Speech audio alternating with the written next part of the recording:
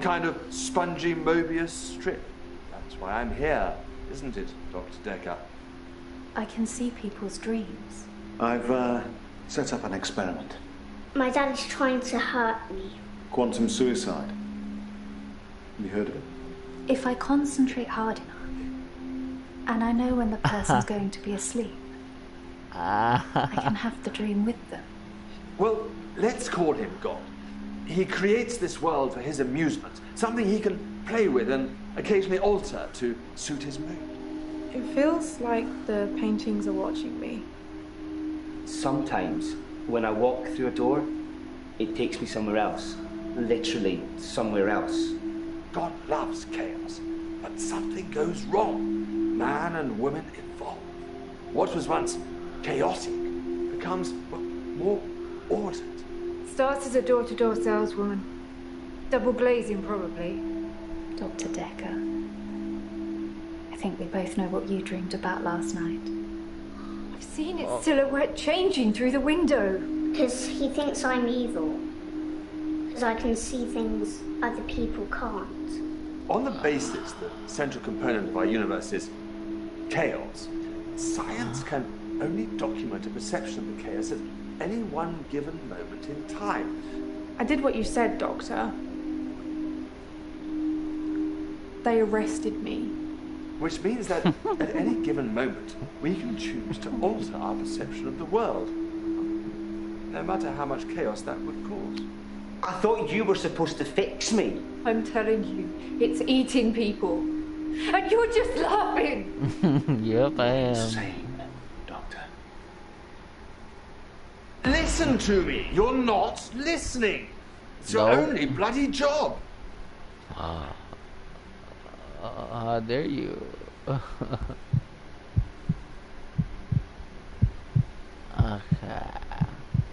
Doctor, you're late. And after all those promises, never mind, let's not keep the pace. You're late. And after all those promises, you're late. You're late. And after all those promises, never mind.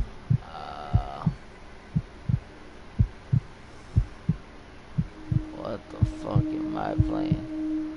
Who are you? Doctor, you're late. And after all those promises, never mind, let's not keep the patients waiting. And if you want anything, just... Oh, sorry, I forgot. I'm not going to be here.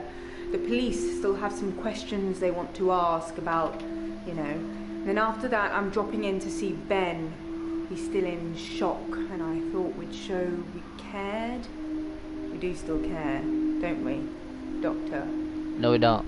No, we don't. No, we don't. Anyway, I hope you're all caught up on Dr. Decker's tapes. I think Mariana is in first, but I'm sure they'll all become a blur by the end of the day. I'll see you later. Or tomorrow. No, probably tomorrow. I'll leave it to you then. Okay. Carry on. Carry on.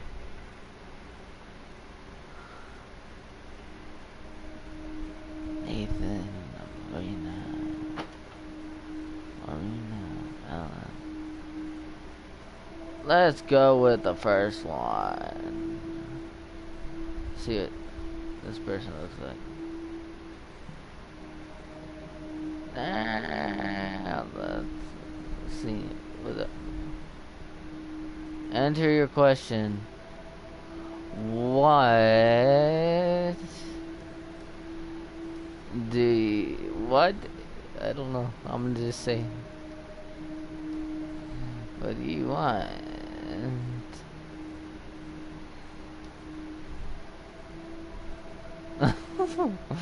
What do you want? I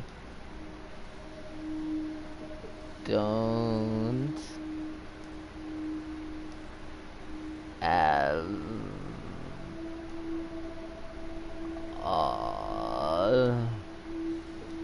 day. What the fuck kind of game is this?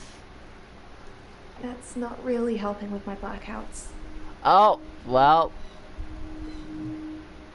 Okay. Okay. You could either text in the thing or... Why I are think you... you're supposed to tell me what's wrong with me.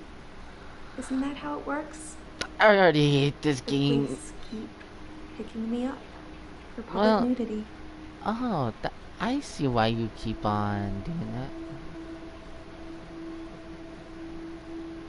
Why have you been I black out. And then the next thing I remember, I'm naked on the beach. Like I've been washed up on shore.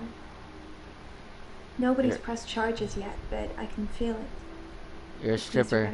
You're a stripper. That's what you are. You're a stripper.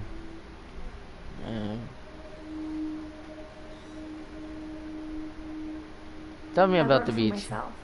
I make bracelets from things I find on the beach and sell them online. I spend a lot of time at the beach. It's just way more relaxing than anywhere else. You should come with me one day. I shall. I can show you all the sights. I shall.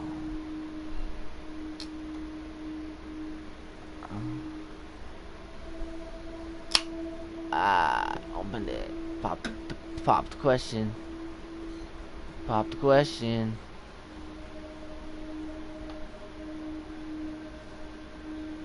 Okay. Pop the question.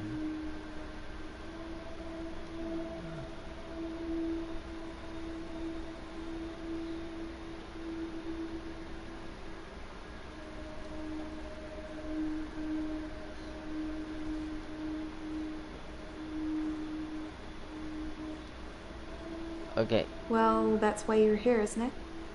You've replaced him. Yes. Who's a good listener. I hope you are. She... Okay. Dr. Deckard could really get inside you. It was, unsettling. If we let him do it, part of the process, I guess. I don't know.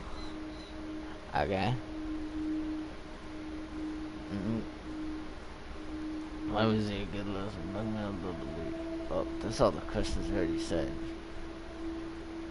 Hello. I'm Mariana. Are you feeling okay? No, I'm a little crazy talking to crazy people here. That's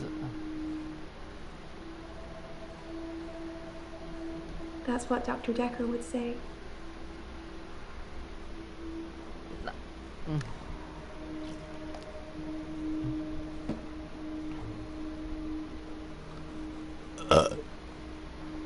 Okay, do you often... I do suffer from blackouts, which is strange, as I can hold my breath for a really long time. That's probably why. But I'm not swimming before I black out. Dr. Deckard thought it was anxiety, originally. Then he worked it out.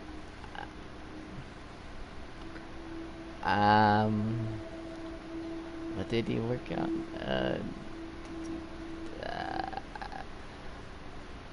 I'm talking to a crazy lady here, so, what did he work out? He eventually decided it wasn't anxiety, but I'm not going to tell you his final diagnosis. Why not? We should have a fresh start.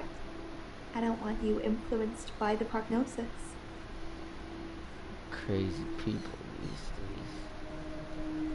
I want to stop having the blackouts. I want to stop waking up at the beach.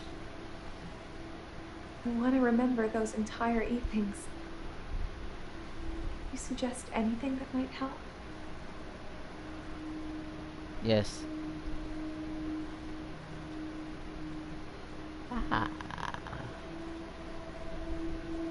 I film myself doing Oh. lots of things. Oh. It's not so easy to do when you're blacked out.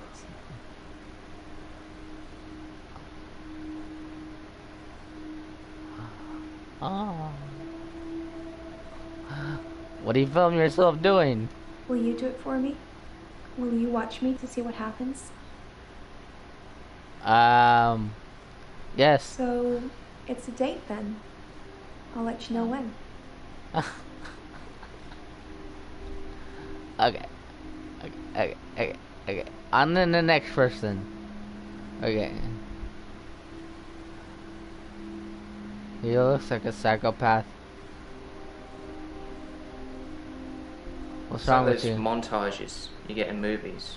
Time passes, you wake up, shave, if you feel like it, shower, get dressed. What's the point? You get this day over and over. Nothing changes. Am I in purgatory, Doctor? Yes, you are.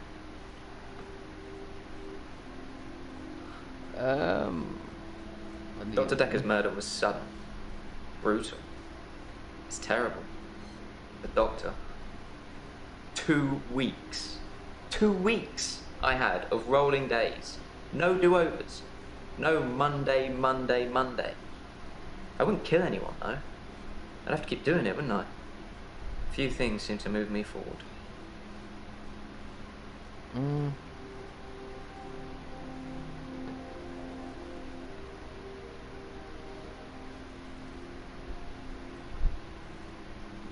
Let's see, let's...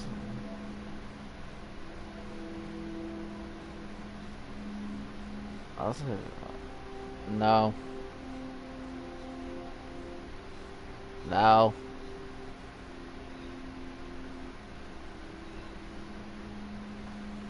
What's your problem? Originally, I was suffering with depression. Work was piling up. I kept missing deadlines. I wasn't used to all the failure. I got depressed. And you killed the doctor. That's what you did.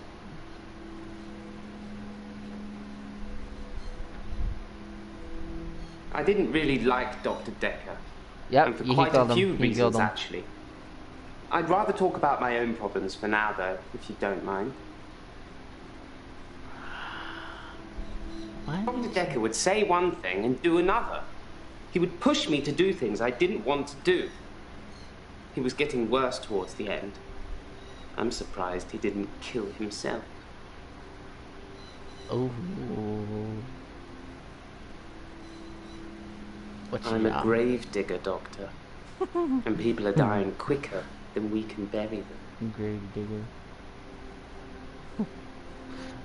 No wonder You'd you're think being depressed. a grave digger had its perks, but it can be very stressful. There's a trend going towards burial rather than cremation again. And as well as running out of space, we're running out of competent grave diggers. At least ones that can use a shovel, that is. I'm not feeling anywhere near as depressed as I used to, though. Not since I got the extra hour. What extra hour? At midnight each day. Time as you know it freezes. In my world, it just slows down to almost a stop. But I don't. I'm free to wander around and do as I please. An hour later, normal reality continues. It's my very own midnight hour. Okay. It's a bizarre thing to know you have an extra hour every day. I rarely ever sleep until after midnight now, so I can appreciate the extra time. I get a lot of work done in that time. I'm completely caught up. The depression is no longer an issue. 25 hours is a blessing for me. But apparently, it's not real, and I'm insane for thinking it is. What do you think, Doctor?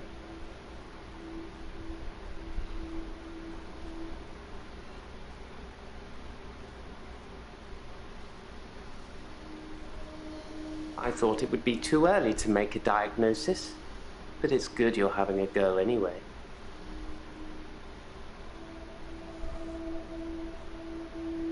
In the extra hour, I mainly catch up with work. It's a godsend. Sometimes I play chess against myself. It relaxes and strengthens the mind all at once.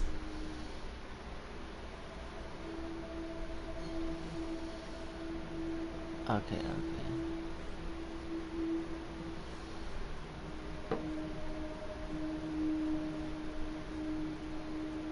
Henley Church, where I work, is located on an old Norman motte and bailey. You can't use mechanical diggers or excavators there in case you destroy a relic. I stumbled across a relic myself.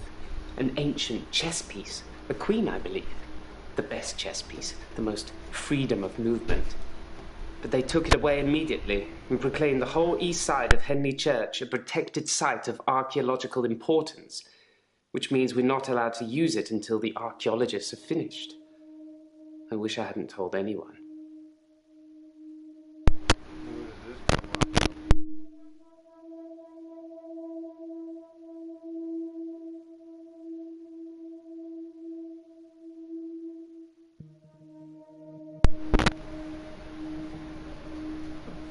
Dr. Decker thought I had generalized anxiety disorder.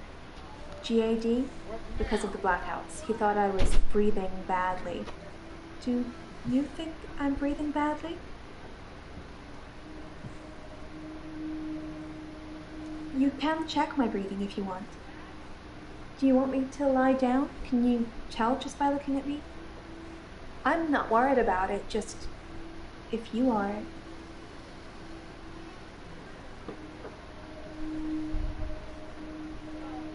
I'm not sure holding my breath too long is causing blackouts. I mean, it could, but I don't remember ever having a blackout when I'm holding my breath. I normally black out when I'm dancing. I like dancing. Do you like dancing? Cool. I dance to anything with a beat.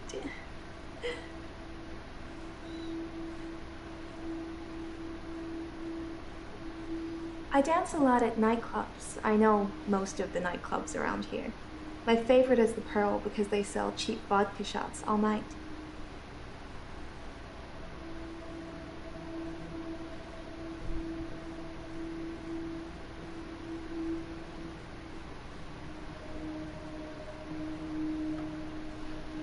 Which one should I choose? I don't know.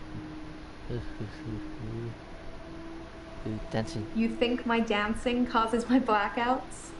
No, I know it's the last thing I remember, but I don't think it's that. Okay. Sometimes I remember more, but I'm tired now. Is that it for today?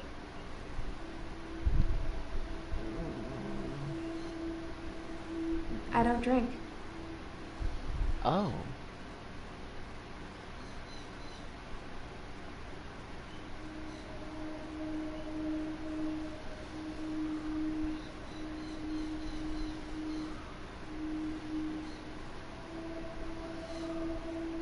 I'm gonna try this one. Wow.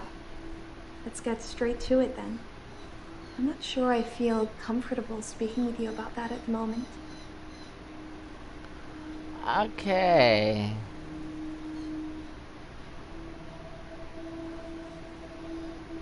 I guess people see me and call the police. But Why? someone will take offense eventually, and I'll be charged with indecent exposure. Oh.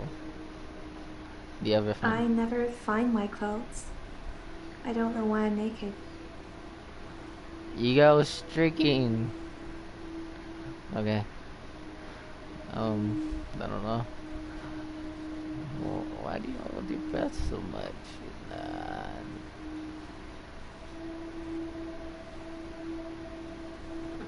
I love the beach. Until somebody tells me it's gonna kill me, I'll keep going. Have you ever been addicted to something, Doctor?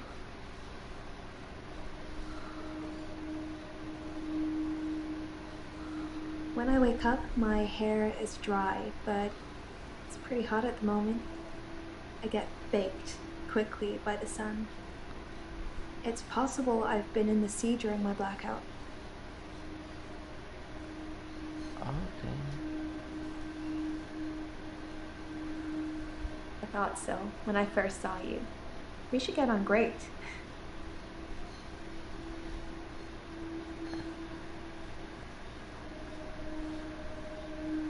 I hold my breath when I'm swimming underwater. Most people do. Sometimes, if I'm really excited, I'll hold my breath accidentally, just for a few seconds. I don't know why. This is a weird game for $10. 10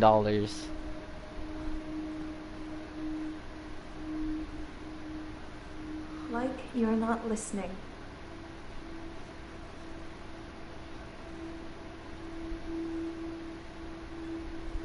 I've been a patient here for 3 months. Today is my patient birthday.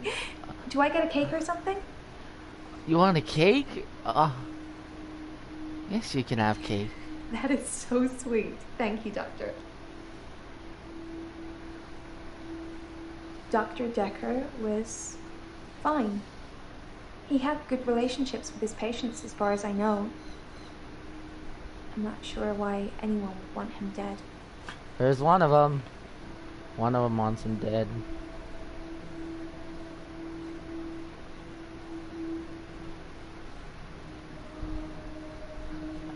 What? I can't click on that. I can't click on that.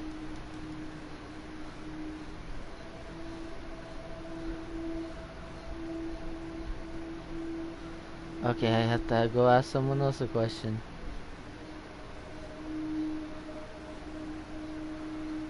Let's go. Not her. Says this. Henley Church is relatively small. Well, for the number of bodies they expect us to pack into the ground, it's relatively small. The whole building was once owned by Scientologists, but they handed it back to the community as a tax break, I believe. Or they'd finished doing whatever it was they wanted to do with it.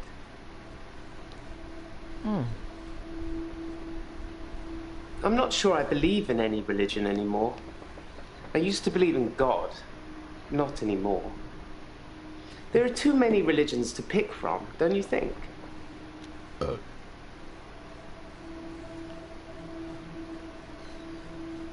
Then we disagree.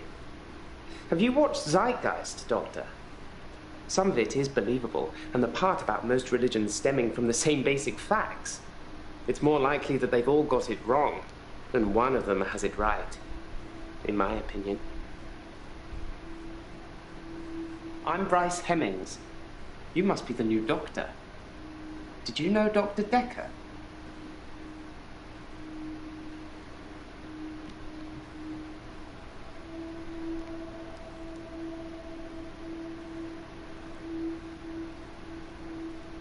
My name is Claire Castleford, and as I'm paying a small fortune for these sessions, I'd expect you to be up to speed, Doctor. Smart ass. Being rich has its perks, but honestly, I would give it all up in a heartbeat if it could free me from this madness. Good. I don't want you here. Well, according to your predecessor, I'm a delusional psychotic with obsessive tendencies. Oh, and a history of violence. Sounds so cold when you put it like that, though, doesn't it?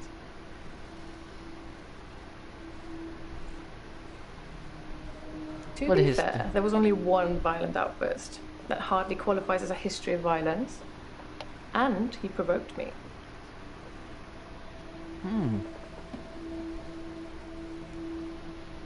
I stabbed him with a steak knife. Shocking, isn't it? It was a brief moment of temporary insanity. Or temporary clarity, I'm not really sure which. David had been having an affair with his assistant optician, Iris. How predictable. Not just the affair, but an optician named Iris. Illusions. As in, seeing things that are not there. I'm not going to be any more specific. It's not true in any case. I'm not delusional. The most shocking thing about Dr. Decker's death is that he didn't bring it upon himself. But then, I hadn't known him for a very long time. Perhaps I was wrong about him. I'm obsessed with my husband. It's absurd, really. Because he is here. And he shouldn't be. I don't see no one. That lady's crazy. Lucky to be alive. He almost died. Because you literally stabbed him with a steak knife. So Destiny has... I'm Elin. I'm 25 and I'm a nurse. God, I sound like I'm on one of those dating shows. I work in a nursing home for the elderly. I basically do end-of-life care. Oh.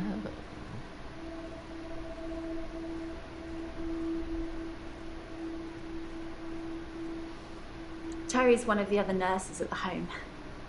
I don't think she likes me very much.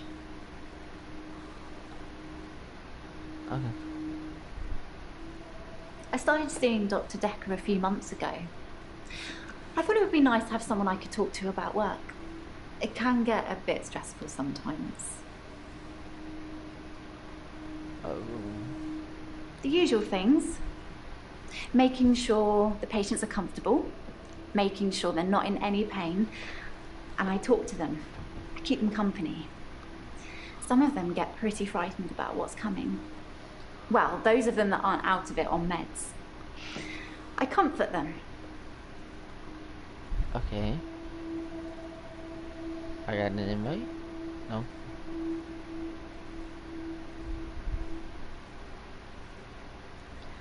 I'm not really looking for love at the moment.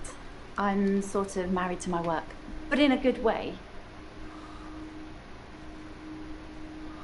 Death is frightening, isn't it? Isn't it what everyone's afraid of? The great unknown. No one should have to face that alone.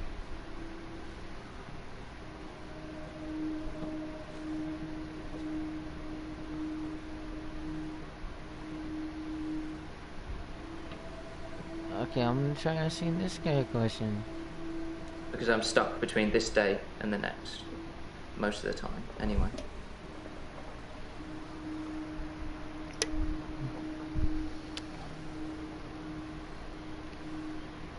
Sometimes it looks different. Sometimes the birdsong will change, or the weather will be less bleak. Or that person who nodded at you yesterday doesn't do it today. But it doesn't usually change. You need a tragic event to change. Like a murder. So you did murder him. Blame him for murder. I didn't see the driver. It was my fault. Oh. I pulled out and the lorry just rammed me. Well, Hannah. She was sat next to me. I was in shock, obviously. And when I came to, she was so close to me. It was like she was trying to hug me.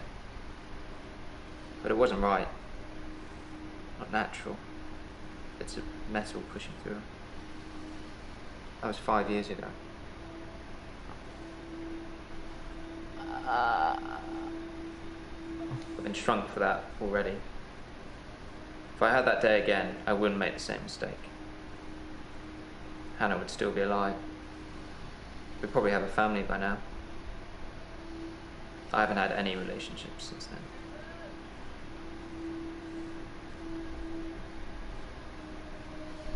My fiancée, my childhood sweetheart. We met at secondary school. She was head girl, I was the quiet one. She liked computer games, so I instantly fell for her. I proposed in Goldshire. She said she didn't date elves, so I leveled up to a human necromancer and asked again. Sorry, it's Warcraft? We spent a lot of time on there.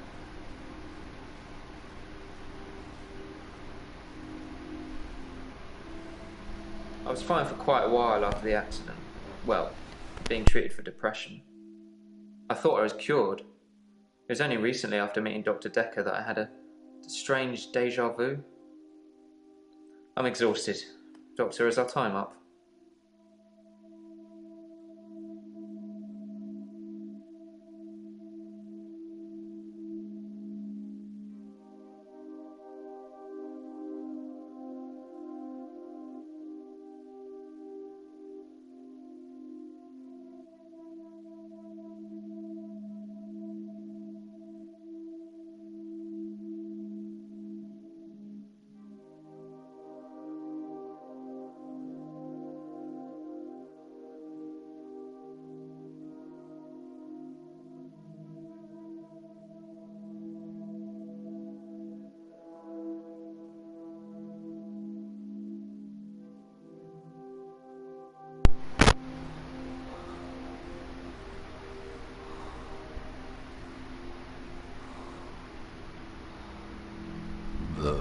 Dr. Decker was a complex man.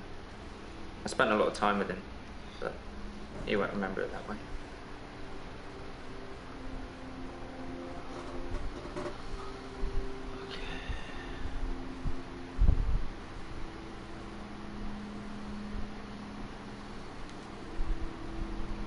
Let me try writing something.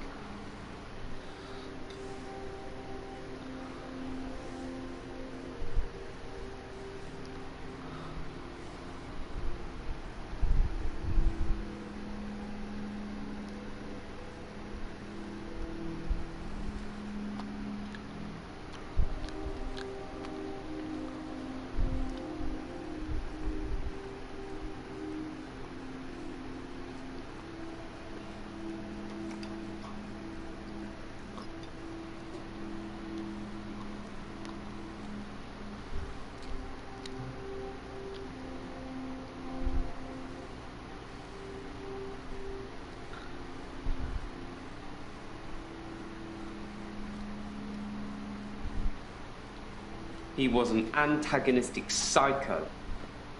I hope you're not from the same school of thought.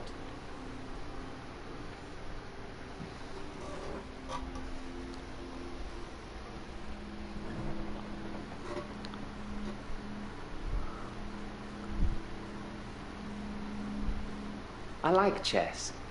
I still play sometimes when I can find an opponent. There's nothing more satisfying than planning scores of moves in advance and then watching things unfold as you saw them. I shouldn't have told anyone about the Queen.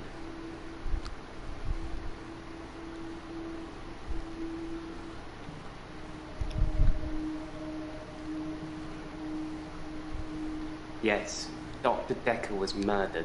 Quelle surprise. Murder does seem a bit harsh, doesn't it? And another grave to dig.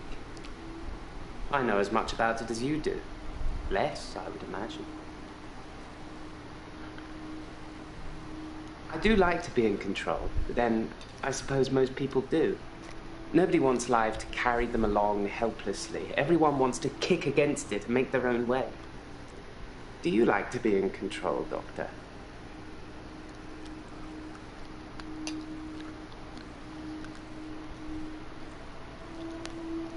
If you like being in control, you'll have a tough time here. I saw it with Dr. Decker. Such control, such stability. But he unraveled at the end. He couldn't keep control of everything, of everyone. He just set us up like dominoes, but we all toppled in unexpected ways. You'll find it all out in time, Doctor. Just not today. Can't have your head exploding, can we?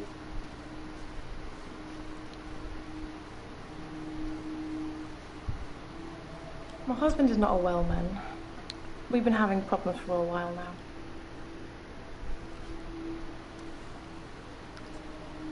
His health, if you can call it that, has been deteriorating rapidly in the last few weeks.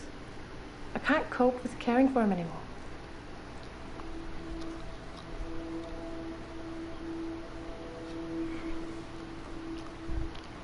Since our altercation, he's become less and less active. His mind's become less and less active too. Such a delightful conversationalist at one time, now more of an enigmatic husk.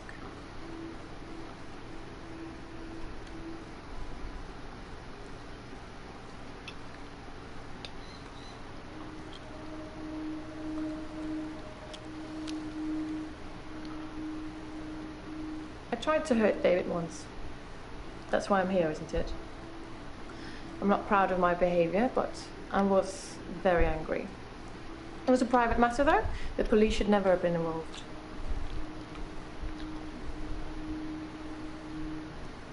I never used to get angry. Ever. If you're angry, you're not in control. Isn't that right? And it would be very bad for me to lose control.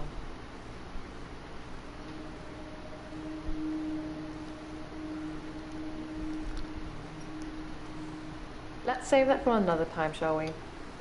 I'm rich, but I'm not made of money, and I'm fairly sure my time is up. David has trouble looking after himself. Sometimes I'll leave the lake house and he's just sitting in the rocking chair on the porch. And when I return the next evening, he's still there, just staring into the stars. He needs help, I know, but I can't hire anybody to care for him.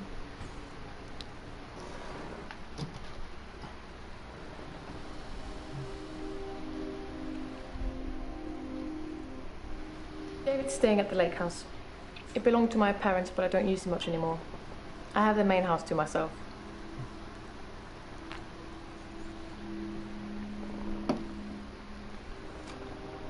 The police seem to think I'm dangerous. I'm only sitting here talking to you because I have a lot of money. Otherwise, there's no doubt I'd be thrown into prison for a very long time. That's why I need your help, Doctor. I assume they think I'm dangerous because I stabbed my husband.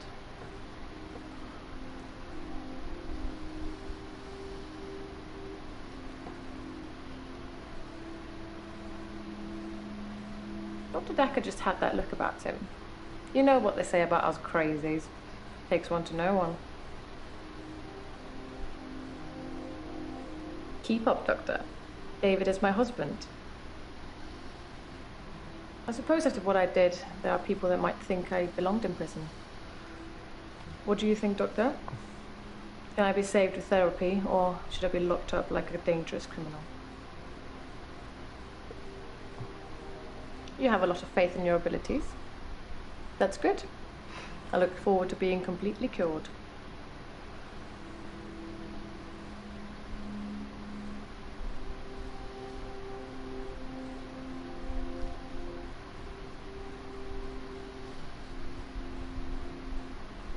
I don't like it when patients are heavily sedated, especially when there are alternatives, like herbal remedies.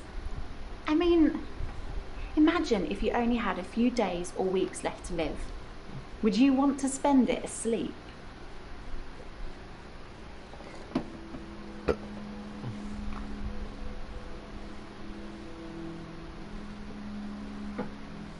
Exactly. I feel like it's almost criminal. Like you're robbing people of their last moments on Earth. You should be able to savor the experience, not sleep your way to death.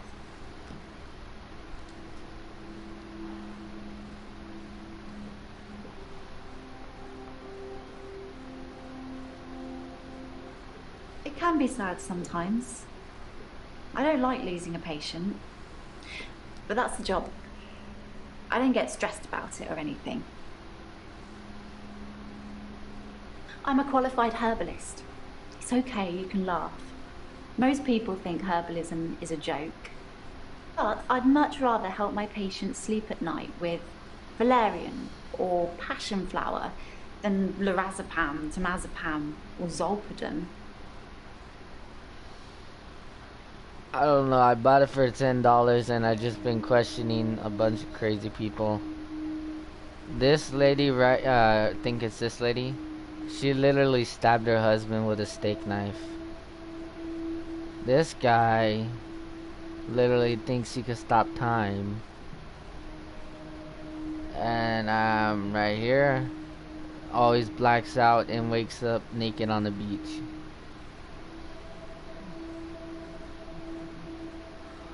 You could type message, but I don't know what to type. This one, this girl always likes to flirt for some reason. I don't know.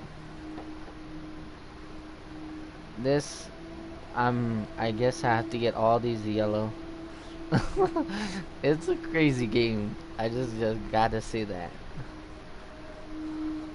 It's not the job that stresses me. It's the people I work with. The other nurses. They're mean to me.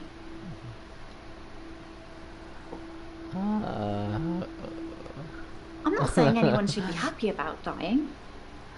I've seen lots of people die, and it's a special moment. There's literally nothing else like it.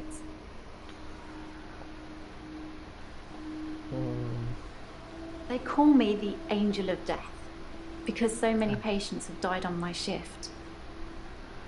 I don't think they mean it. Obviously, it's not my fault. It just seems to happen that way.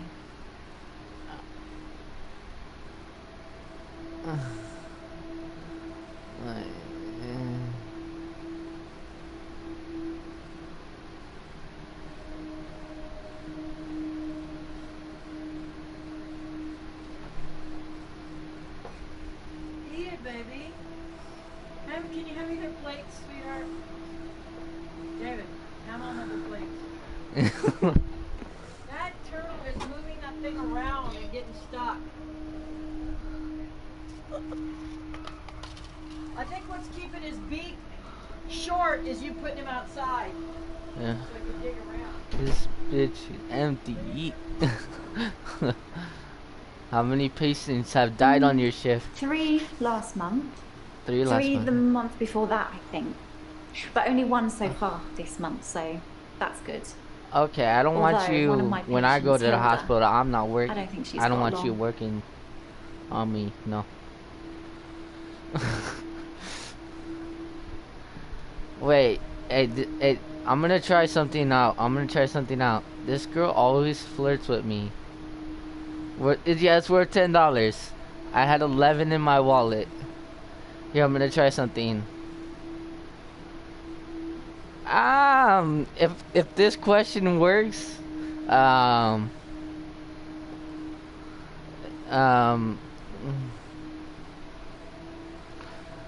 if this question works.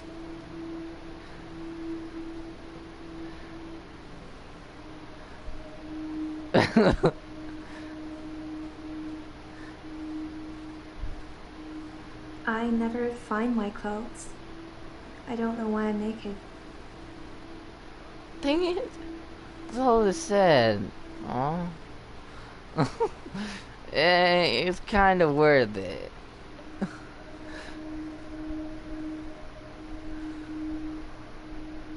It's kind of worth it though.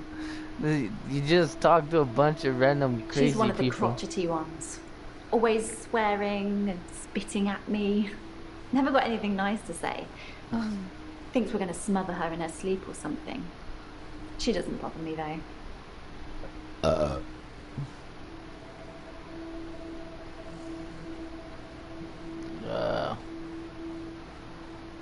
Tell me I've known a lot about. of doctors over the years.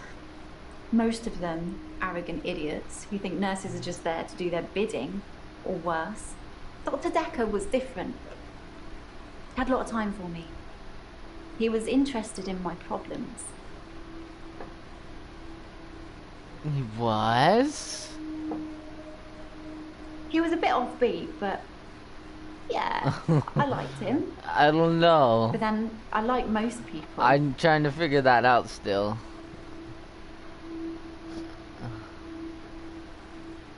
I'd been seeing him for about 9 months, I think. Oh. I think it's terrible what happened to him. So awful. No one deserves to die like that.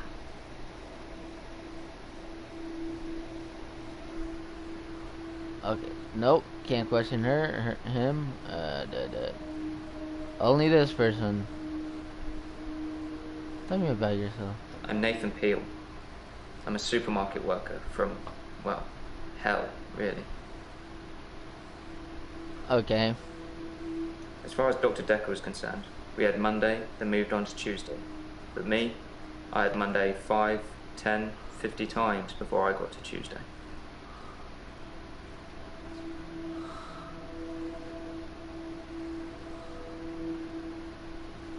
Let me see if I could question these people. I have to finish this guy's question. I saw the conflict that Dr. Didn't even mean to do that. He was like a kid in a sweet shop. He had so many options, he didn't know what to do. I suppose I know, if you take too long picking, but it's all your options run away. Pretty cool though. I don't know. I watched that Bill Murray film, Groundhog Day, to see if there's any clues. That's how bad it's got. I'm looking for a cure in a Hollywood movie. Can you help me, Doctor? I don't know how, but thank you, Doctor. This is our first time around, and I trust you. What?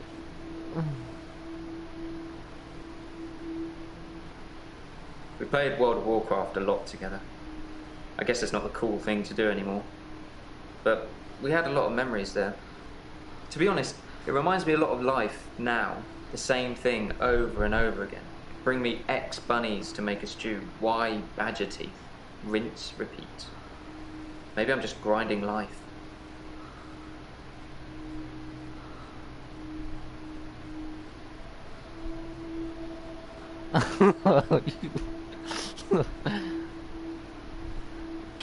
No, I can't move backwards any more than a day. I don't really seem to control it. It's generally always on.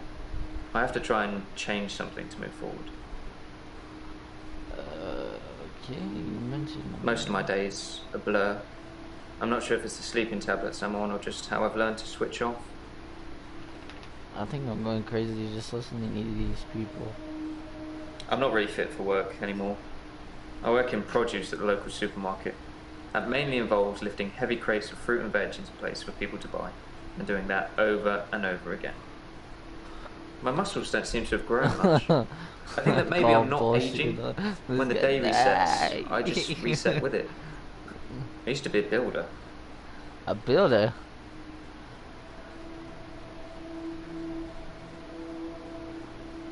I'm 57. Kidding. Just if you spent the whole day at the gym and then repeat that day and not go, you'd have achieved nothing. Okay, I'm on temazepam. Dr. Decker prescribed them for me. He thought I would sleep through to a whole new day. I didn't.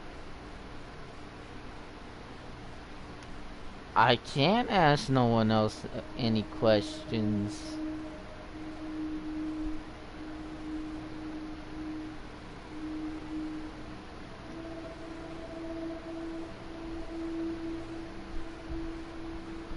Okay.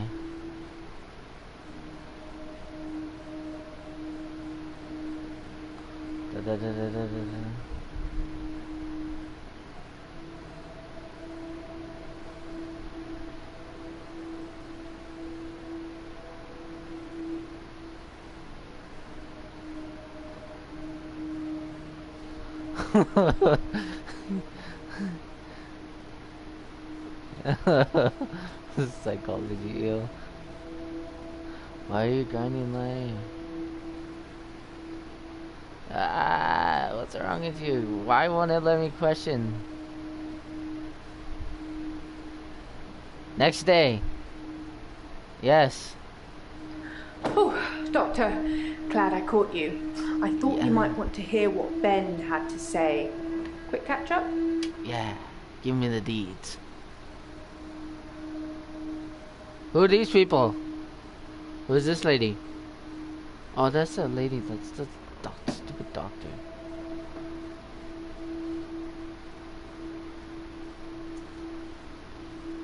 Tell me about Ben. I'm not sure Ben will be coming in for a while. He's still pretty shook up about finding the body. I'm surprised it doesn't happen more often in the line of work he's in.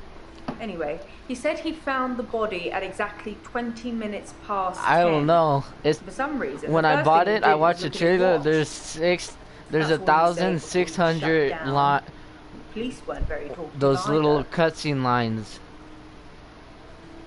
Yeah. You could go through. You mentioned the police? The police wanted to know what I was doing Valentine's night. You know, when the body was found. I was at home, all on my lonesome. So I guess that makes me a suspect. Oh, that's sad. Nah.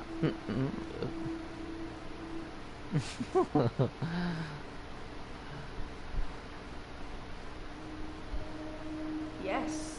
Ben found Dr. Decker's body on Valentine's night in his office. In your office.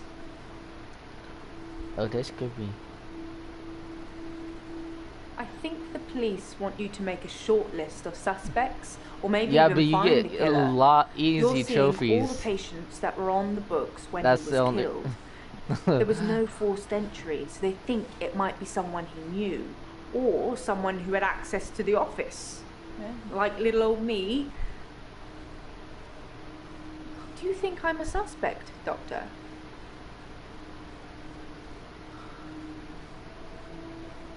No, you're not a And you suspect. barely know me. I'm flattered. They did mention I needed grief counselling though, and I said you'd sort me out. I know you haven't agreed, but just so you know, it's very kind of you. I'll see you tomorrow.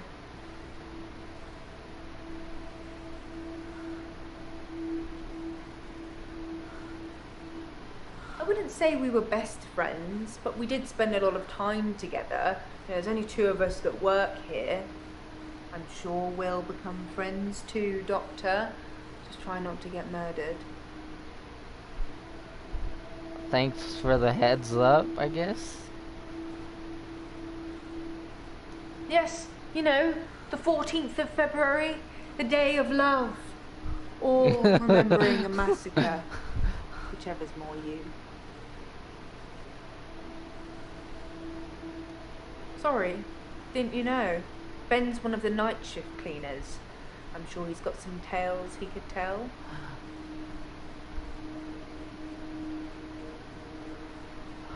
I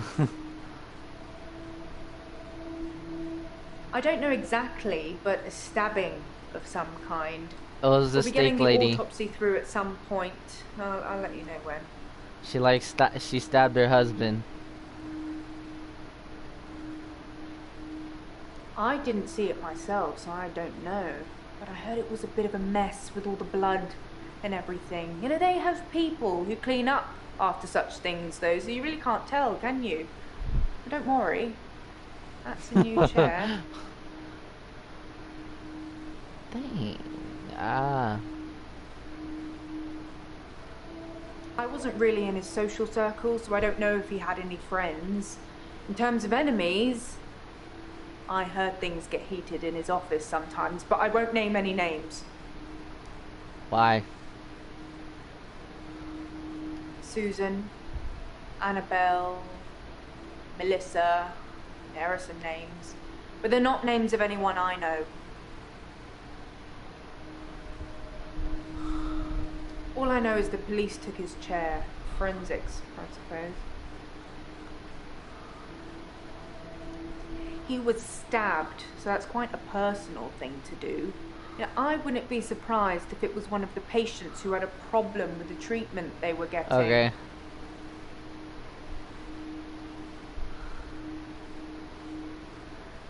I'm just surmising. If you're unhappy enough to kill your therapist, they're probably not doing a very good job.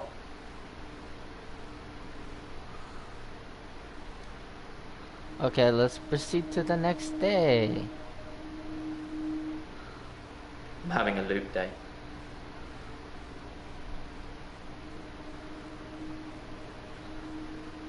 What do you mean? It's a do-over day. You won't remember. What's the name of your assistant again? You didn't know that yesterday. Can you Yeah, I remember did. where I met Hannah?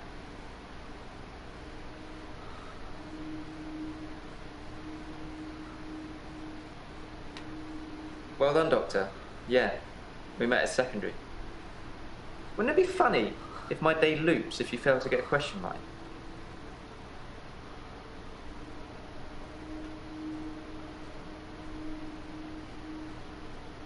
Yes, I suppose it's funny for you. You won't remember. Anyway, I think I'll probably head home. This isn't helping. Okay. Oh, yeah. I didn't even notice that. I'm having a loop day. So am I. It's a do-over day. Okay. I suppose you did remember.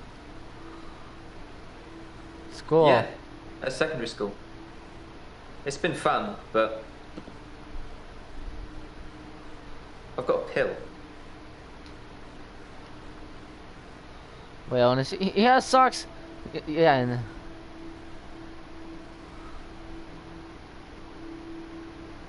Dr. Decker gave me this pill.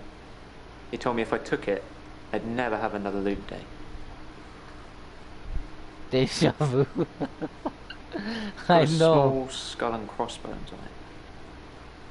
Should I take the tablet, Doctor? Take it, take it, take it, take it. Yes. Okay. Okay. See you on the flip side. Did I just kill him? Mom? You're like, yeah. Okay, okay. I'm having a loop day. You're bringing me in this stupid loop. It's a do-over day. You won't remember it. What's the name of your assistant again? I don't even want to answer this. Well done. Can you remember where I met Hannah? LSD, what? It was just LSD, why? Yes. Yes. Tell me about the I pill. never mentioned a pill this time, or a tablet. What the hell is going on here? Are you reliving my days? Yes, I am.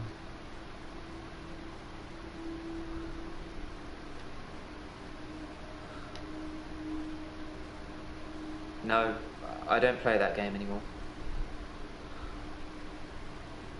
Something somewhere has changed since you arrived. Like some kind of sim theory. It's a thing. Some professor believes we could be living inside a computer simulation and someone is controlling us. And there are millions of these sims. And someone, somewhere behind a keyboard is just causing havoc. Oh, we're being I'm controlled. starting to think you have that keyboard, Doctor. Wait, don't answer that. I don't want to know. Okay, this just got weird. Midnight each day. On Valentine's night. Time as you know it freezes. 20 minutes past 10. Keep up, Doctor. Thinks we're going to smother her in her sleep. I'm a grave digger, Doctor. I was at home. David is my husband. All on my lonesome. Stabbed him with a steak knife. Nothing changes. I'm a qualified angel of death. When I'm dancing, You get this day over and over. Hilda. I black out. I don't think she's got long. And Laurie just... Naked on the beach. Hannah. Is that it for today?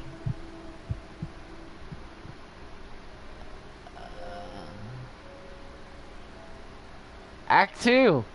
I wonder how many acts there are. Valentine's Day. Ooh. Deja vu. Are you sitting in exactly the same place I left you last night? Oh, that's where it all starts, Doctor.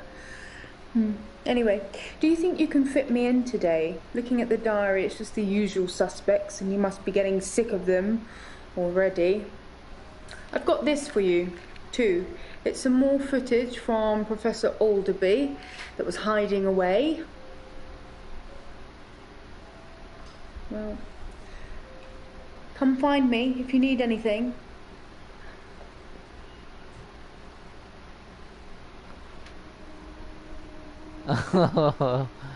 Okay, I talked to the...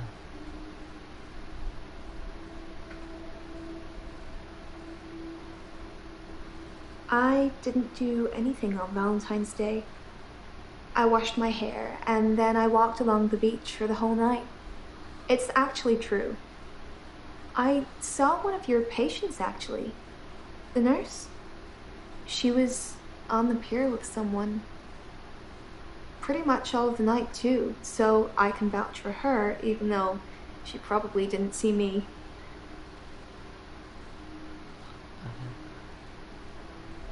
I haven't been back to the beach since our last session, and no blackouts, new doctor, and new hope. You're much better behaved than Dr. Decker.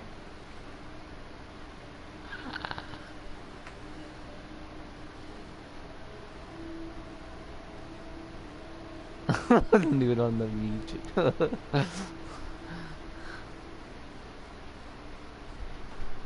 Hey, your medicine's Dr. ready. Decker dated his patients. That's Peace not or good what? behavior, is it? Did you say peace out?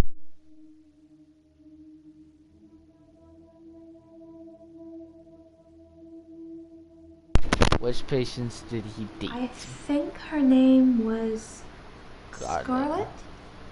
One of his patients, an older woman. Oh. I guess that's how he liked them. Ugh.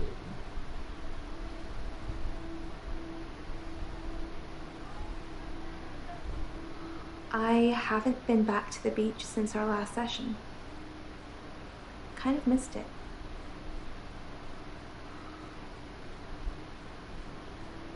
You do something a lot, you're gonna miss it. I suspect I'll go back there soon, but it's helped with the blackouts. We went out for drinks. Didn't you know? He said it was a breach of something or the other, but I can be pretty persuasive when I want to be.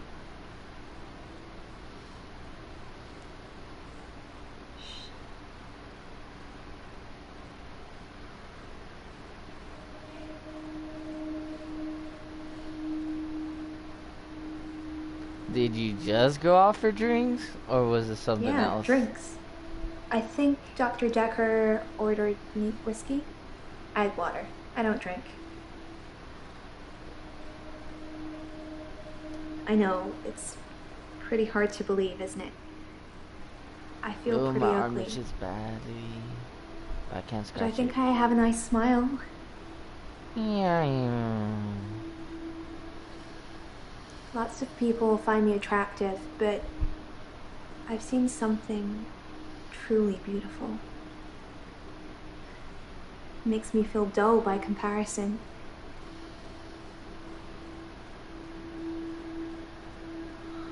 I have a recurring dream where I find something beautiful in the sea. Wait, But I don't know how yet, Doctor. They don't have shoes on, they don't. Intimate secrets. Sorry to cut in, Doctor. I've just had a phone call from a solicitor. Ben's trying to sue us for nervous shock. Should I go and see him to talk it out, or should I find a solicitor to represent us? Sorry to be pushy, I just think we should act quickly before it's too late. Well, just let me know. Why would you sue over nervous shock?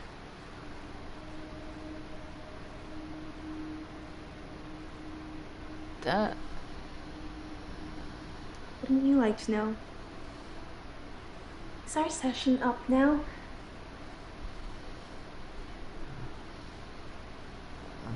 I guess it was a couple of days before Valentine's Day.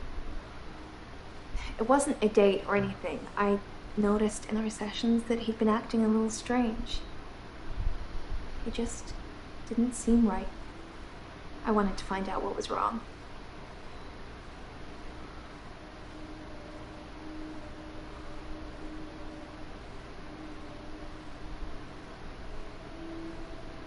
I've danced around in my living room, but no clubs since last time. I like dancing around in my underwear. Sometimes less. Some girls say that they're washing their hair when they don't want to go out, but I was genuinely washing my hair. Do you think my hair's pretty, Doctor?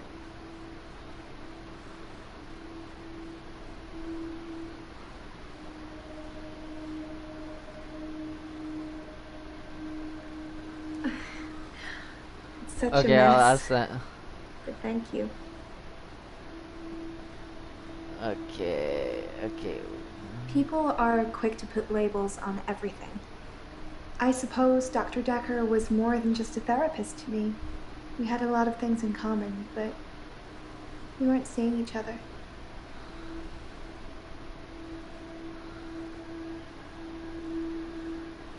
I'm not seeing anyone at the moment.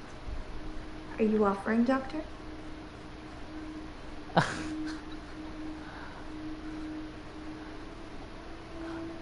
I'm wondering if I should say yes to this.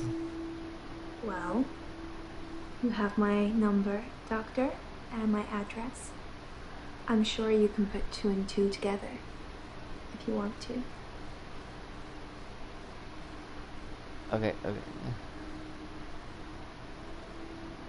Okay, let's have someone else.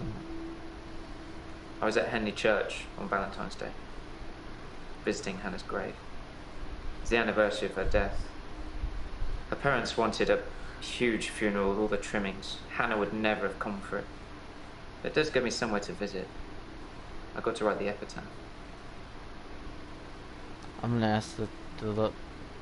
I think this is the lady that stabbed her husband with a knife. Yes, it is. The day Dr. Decker was killed, I had a session with him in the morning at my usual time, 11 o'clock. That was the last time I saw him.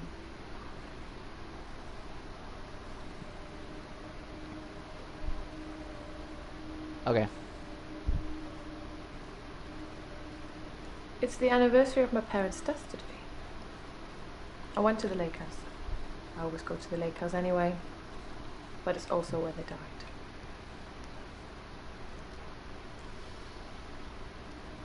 They died of carbon monoxide poisoning. I was staying at a friend's house, otherwise I would have died too. I don't trust this lady. I stood for a while, looking across the water. It's peaceful there. It's the place that makes me feel the most. There was a girl there, by the lake, only about 9 or 10. She was fishing, if you can call it that, with one of those nets on a stick. Don't tell me you killed the girl. Did you? I don't know why I talked to her. She looked sad. I don't usually talk to children, but she seemed different, special. I'm allowed to talk to her, aren't I, Doctor? If you don't kill them. Good. It felt nice. I felt like I was being nice. I felt human. So I can find her and talk to her again, Doctor? Yes. Then I will. I'll look for her next time I'm there. David had been hunting again, and, well, she's seen some of the skins he hung around the lake house.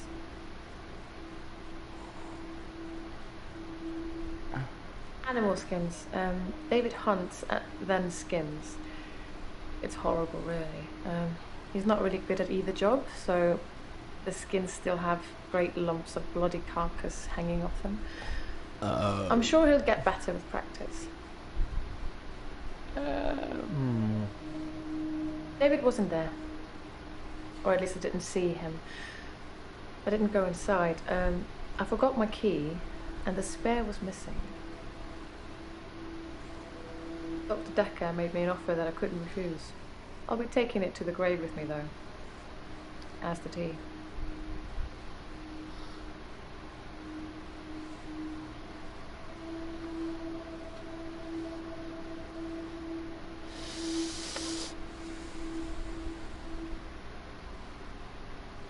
I don't know. I suppose she just reminded me of me. I spent a lot of time alone as a child. She said she was trying to catch some strange creatures that she's seen in the water. I don't know. Minnows, probably. Everything's strange when you're a child. Met isn't the right word. David has always been there, in the shadows, on the periphery. I move in very exclusive circles. You tend to see the same faces.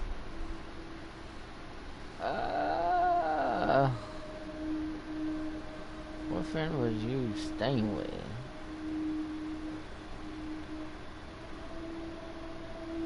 Valentine's Day night, I was at the lake house, watching David, like I always do. Oh. I don't move in any circles anymore. Those people were my parents' friends, not mine. It was 12 years ago. I was still very young. Up. Love? Yes. I suppose I always will.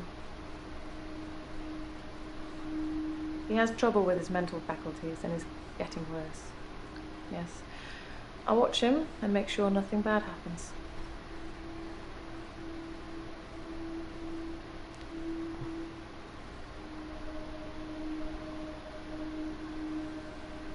Okay.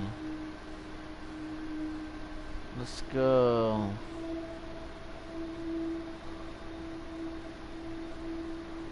Why ain't this lady popping up?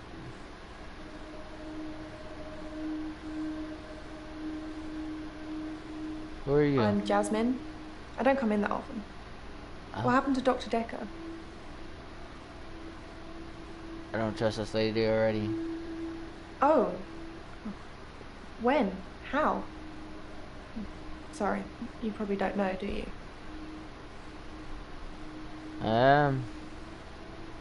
We had a display in the gallery based on Love Conquers All, so I had to work.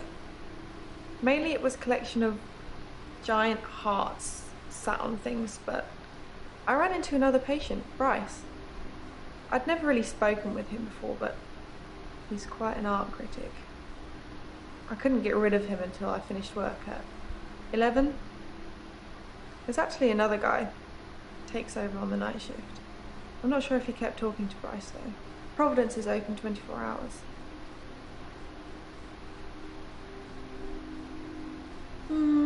There's not much to tell. I knew he was a patient here.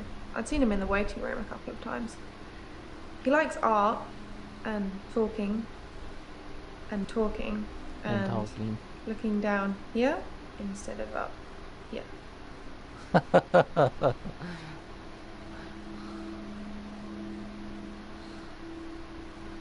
Ouch.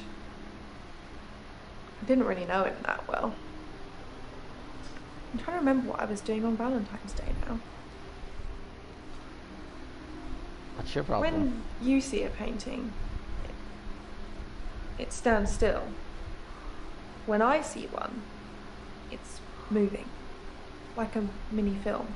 Like little vines. But when there's a person in the painting,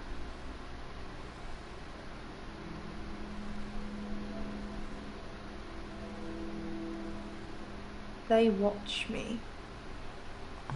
Normally disapprovingly. I officially gone crazy with this game. I'm crazy now. Because they don't think I know how to appreciate art. Because I'm too young.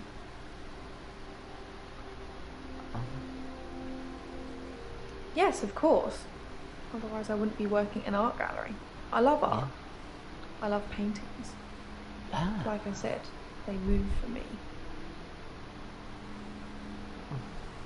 When I want them to, normally. When I want to really get inside what's going on. But some paintings, I can't stop. I've been working on portraits, at home, outside work. But my paintings aren't so good. Nowhere near Providence standard. I painted a man, Dorian. You know, after Dorian Gray. I wanted to try and capture someone aging, so I divided the face into thirds and painted a boy, his father, and his grandfather in each third. It was hideous. And it started talking to me. Okay. That I'm ugly, that I have no talent, nothing will become of me. Is that true, Doctor? I don't see the painting. So I hear it so many times in that wretched painting. It's in my head. But thank you.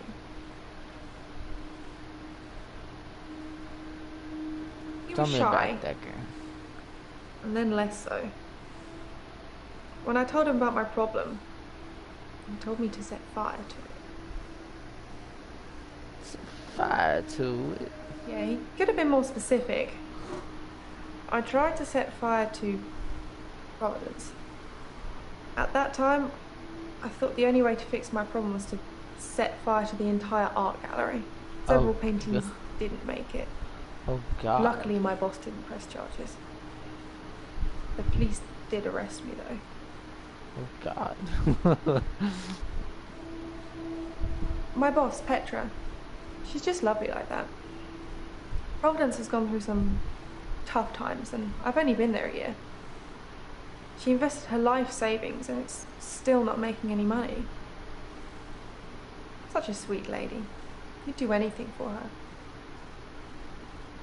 Like burn all her paintings?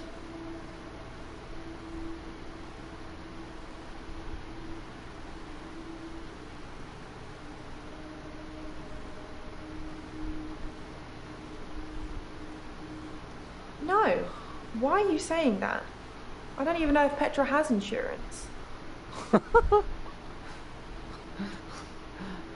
Dr. Decker told me to burn it. There's nothing to do with Petra. I already ripped up the painting. It screamed as I cut it. And now whenever I close my eyes, I can see it, hear it. I need the tablets, Doctor. I need them. What tablets? The temazepam, the sleeping tablets. The ones you gave me last time. Dr. Decker gave them to me. They helped. I know it's in my head. I know paintings can't talk. What's wrong with me, Doctor? Why do I do this?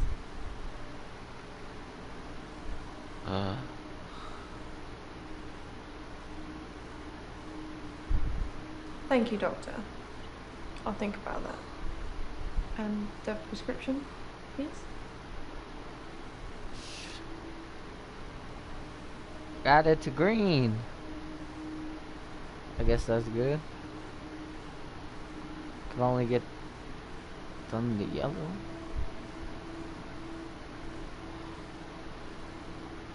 Got this on the green. Who's this lady now?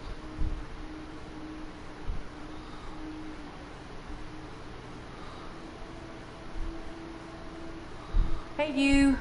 Thanks for helping me with this grief thing. I'm not sure I have it though. Wait, I saw something. What's the square do? Nothing, of course. The faculty thinks I've gone loopy, like some kind of spongy Mobius strip.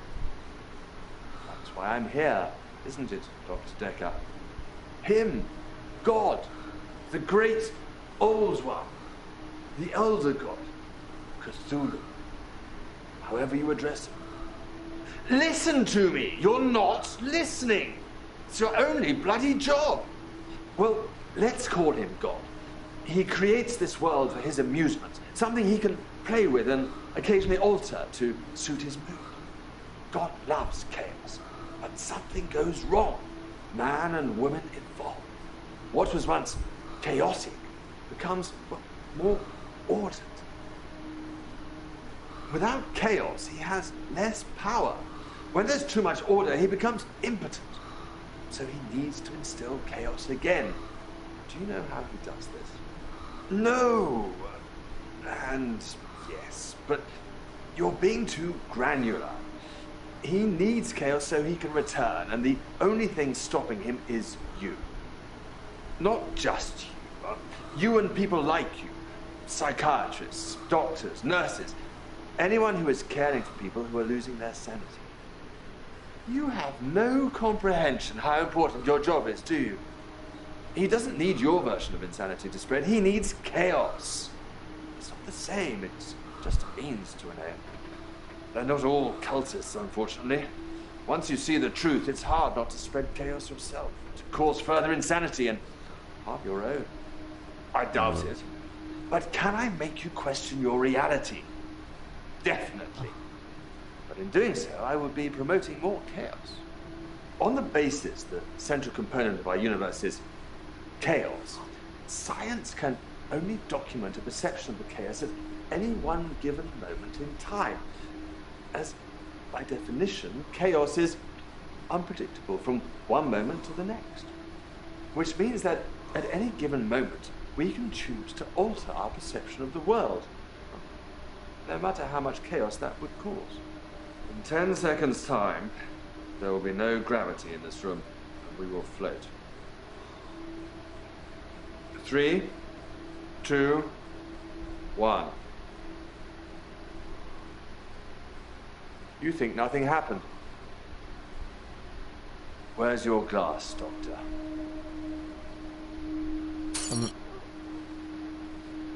Okay.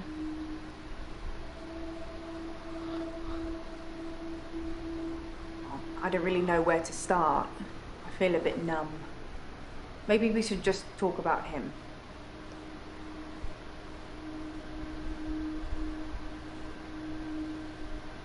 So, should I get a solicitor, or shall we try and talk it out with him? Which one should I choose? Which one? Which one? Which one? I'm gonna let you choose. Which one should I choose? Which one should I choose? Should I try and talk it out, or get a solicitor? Which one should I do?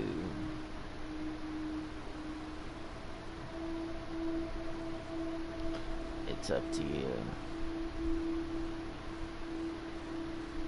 The viewer's choice.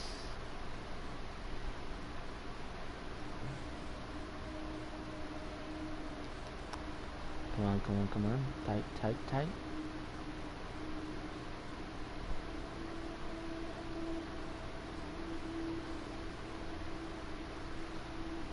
Try and tug it out. How does that usually work?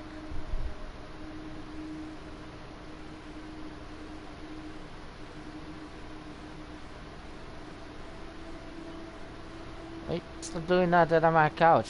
Stop doing that on my couch.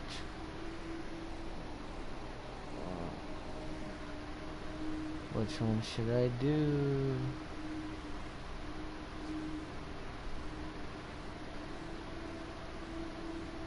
Okay.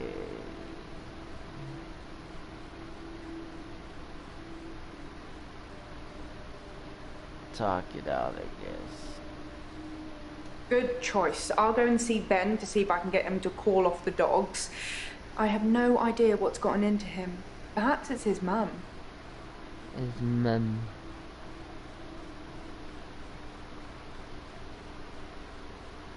On Valentine's Day, Dr. Decker had a session with Claire Castleford at 11 and that nurse, Elin, at 3. Everyone else cancelled. You should see this place Christmas Eve.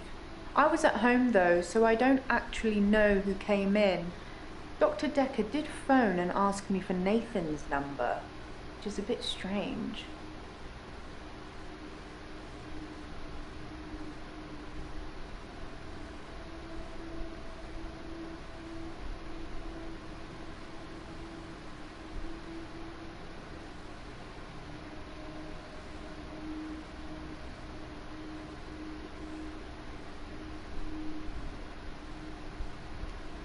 Possibly a relative of yours. Possibly a patient that died here. I'm not sure. Oh, she doesn't normally say anything. That's just creepy.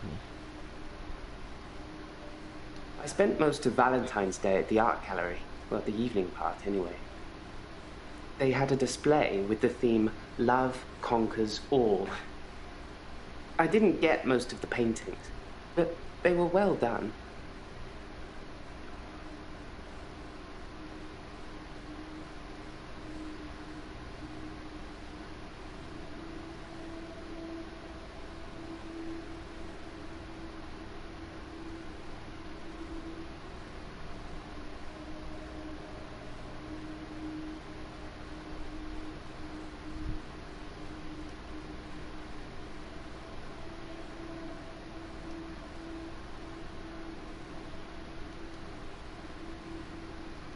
I've kept form.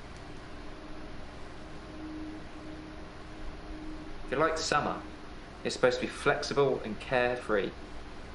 You do care, don't you, Doctor? Dr. Decker.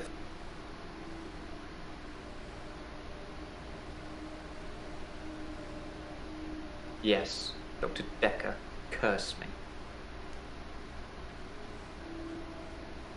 I've been trying to think how...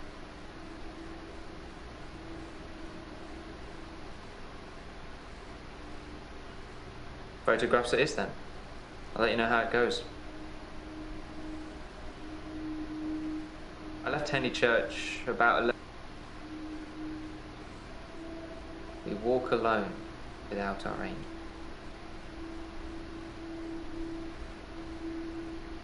I'm not religious, but when I wrote Hannah's epitaph, I knew her parents would want some acknowledgement of the great bearded one. But she was an angel to me. I've been alone since...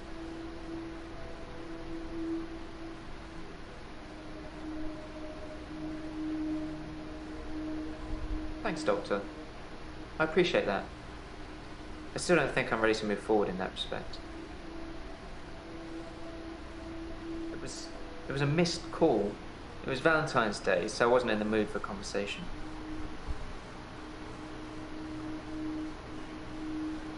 I like winter. Being snowed in with Hannah, just the two of us. It's paradise. She's dead. Thanks for bringing that up.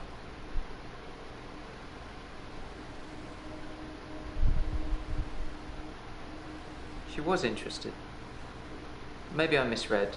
Maybe she was just being kind. I suppose most women... It's a sea creature, like an octopus. I suppose they find dinosaur bones everywhere. Just because we're on land now doesn't mean millions of years ago this place wasn't at the bottom of an ocean.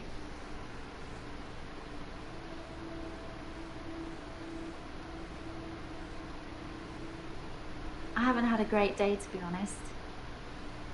Someone accused me of stealing from my patients, which I would never do. Plus, Hilda's getting worse.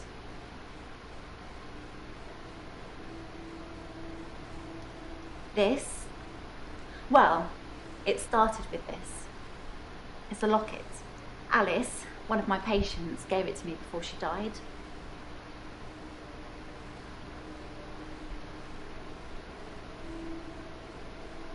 I have a few other things.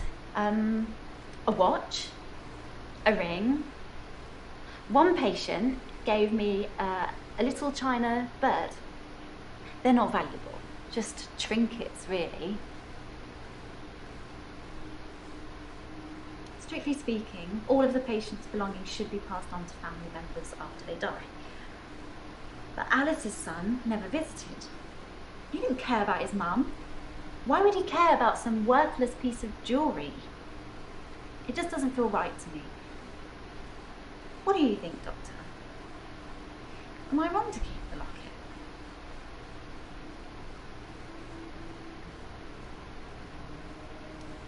Thank you, Doctor. That makes me feel much better. I shouldn't let what Terry says bother me so much.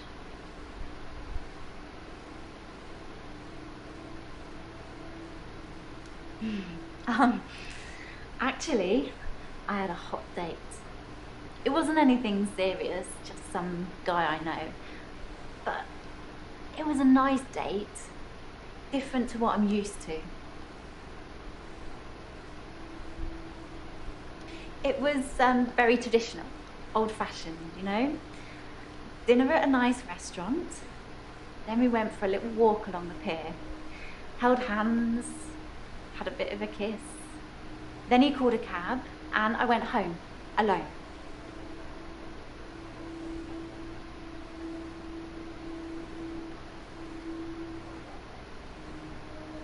Hilda's the one I mentioned in our last session. She's dying, I can tell. I need to see her before it's too late.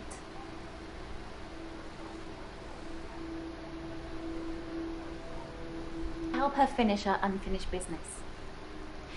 People who are dying always have things they wish they could do before they go. We leave a lot of loose ends in our lives. We're very messy that way.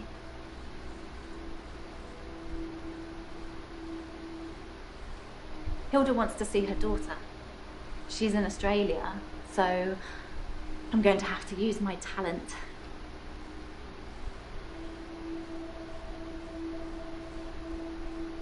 I think it was about 11 when I left Max. I'm sure you could check with the taxi company if you really wanted to, if you think I need an alibi.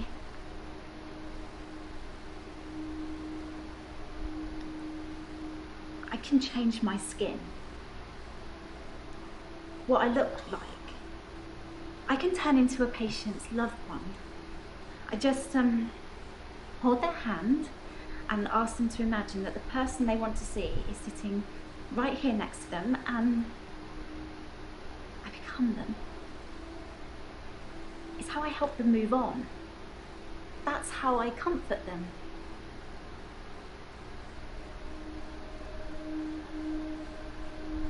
I only shift at work to help my patients. I don't have any interest in using it as a party trick or to deceive anyone. Yes, I had a session with Dr. Decker on Valentine's Day. 3 o'clock, I think. Just a few hours later, he was...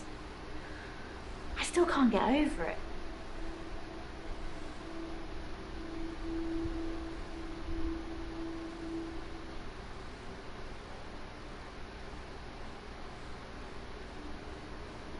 His name is Max. He's really sweet, but I don't see a future between us. He's not really my type.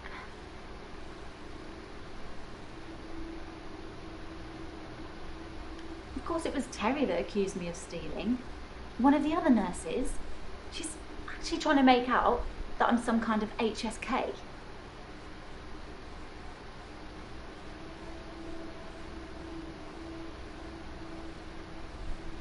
Healthcare serial killer. You know, like those nurses that kill loads of their patients. I'm surprised you haven't heard of it. Anyway, because a few of my patients have died on me, and some of those patients have given me gifts, Terry thinks it means that I've been killing them off.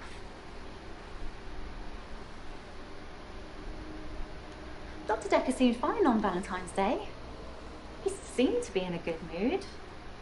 It didn't seem like anything was bothering him. I can sense it, you know? It's like when you're outside and there's a sudden change in the light or the air feels different and you know it's going to rain. It's like that.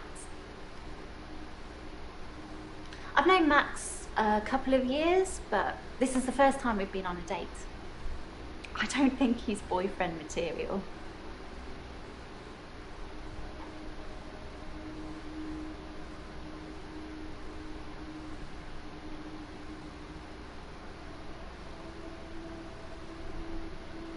I'm Lacey Hendricks. So you don't know about me then?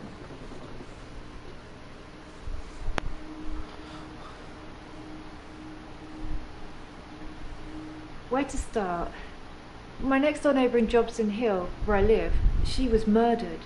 80, and they diversion burgled her.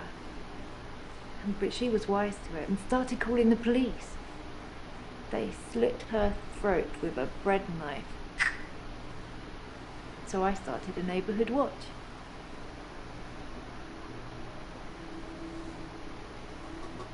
I was at Henley Church. They had a service that ran right up till midnight. For us less fortunates without a love in their life. Well, now. Do you have someone, Doctor? Do you have a love in your life?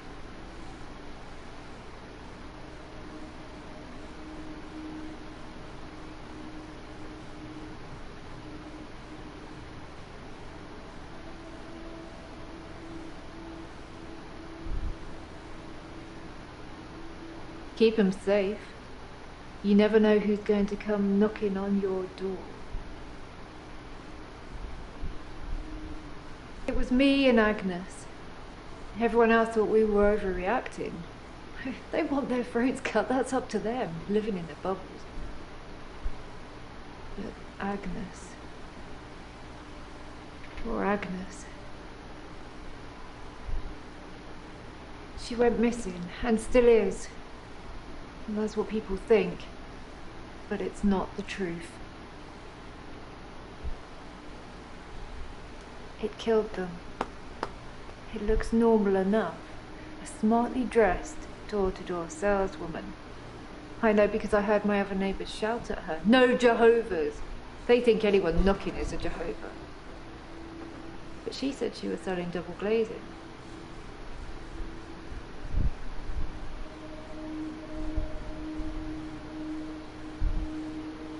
don't know. I didn't answer the door. Best not to nowadays. But I watched her go to Agnes's. Or Agnes. She let her right into her house. I could only see the silhouette. It turned from a person into a, well, it looked like, I guess you'd call it a Medusa. Snakes for her face. And Agnes just fell to the floor. A few minutes later, the woman left, smiling like the cat that got the cream. That was the end of Agnes. I saw it with my own eyes. What more proof do I need? You're starting to sound like Dr. Decker. He didn't believe me either. I didn't have much luck with him, like I said. He didn't believe me. He thought I was having a hallucination caused by the stress of my neighbour being so brutally murdered. Where is Agnes, though? I haven't found her, have they? Have they?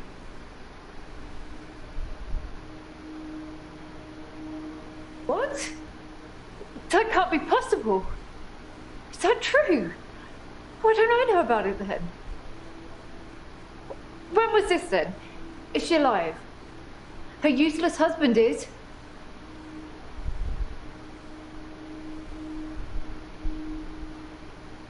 Don't know much about him, other than the fact that he looks at me like I'm 6 foot under every time we meet. He doesn't seem too bothered she's gone missing either. He did at first, when the police were crawling around. But now they've gone, that's stopped. If I hadn't seen that thing eat her, I'd...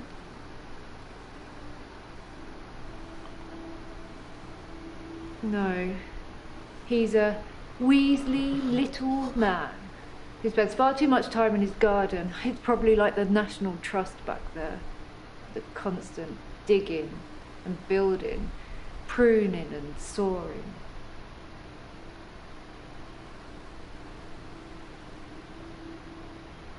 What a thing to say! Why would you say that?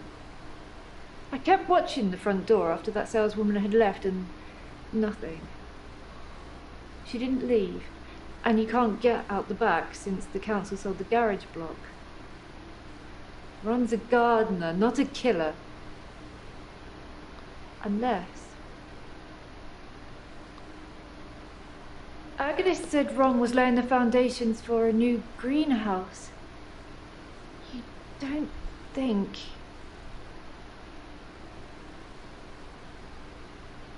I need to call the police. I need to call them now. But they won't listen to me. I tried to tell them about the monster, but they didn't believe me. They won't believe me about this, I promise you. Please, could you call them, Doctor? Thank you, Doctor. Now give me a pen and I'll write down the details for you. Don't you want to know why Dr. Decker called me the leech lady?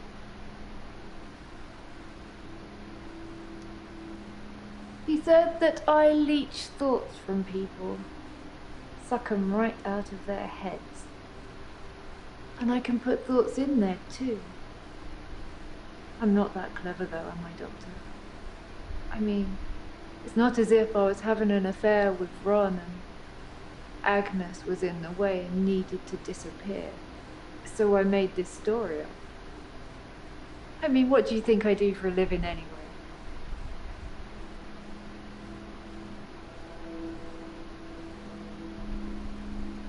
Doctor, you're so good. We're going to get on just fine.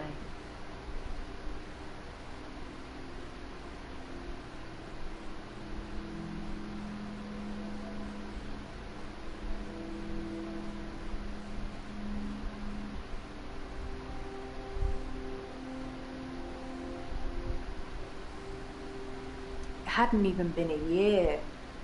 He was a quiet, solitary man. a good listener, as I suppose you'd need to be. His confidence did grow as time wore on, but that's what you'd expect after you've fitted in. I mainly miss our chats. He used to work late with me and tell me things about the patients, things that I probably shouldn't have heard, but did. What do you think of the patients? Nah, perhaps you shouldn't say. You can ask me. Go on, I'll tell you what I think.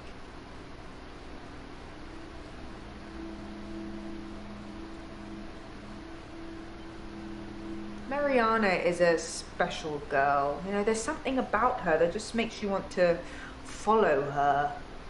Maybe that's what a trendsetter looks like.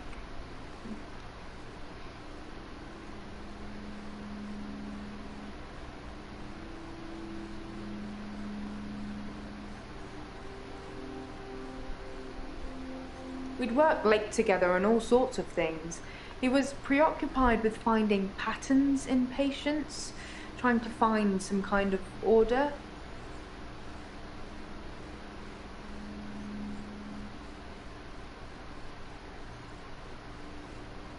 I think Bryce has a lot of misdirected anger. I don't think I like him that much. You know, sometimes when things overrun, he's outside waiting for you, and he stares at me as if he's undressing me with his eyes. You know, he's not the first person that's done that, but still, you know, it feels worse coming from him.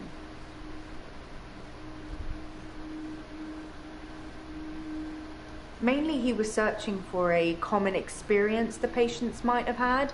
That's what led them to his office. He'd study everything, even the referral letters. Yes, letters, parking tickets, holiday destinations. You know, I find those referral letters, he was sure there was a pattern in them.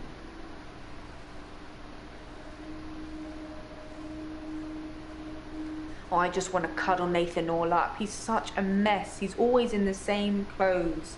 You know, he barely talks to me though. It's the same hello every time. He reminds me of Tom. Tom was a quiet mess, like Nathan. Youngish, in his early 20s. He taught piano, but he did have a strange hobby. Tom liked to base jump. That's basically falling from a huge building or mountain and pulling your parachute before you hit the ground. He started to think he could fly. Dr. Decker tried to talk him out of it, but Tom had to prove his point. So one day, Tom decided to base jump without a parachute. Can you guess what happened?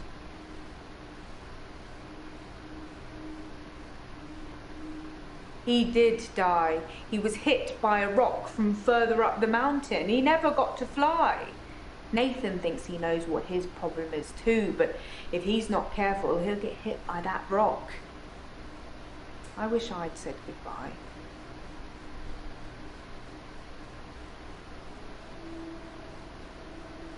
I liked Tom.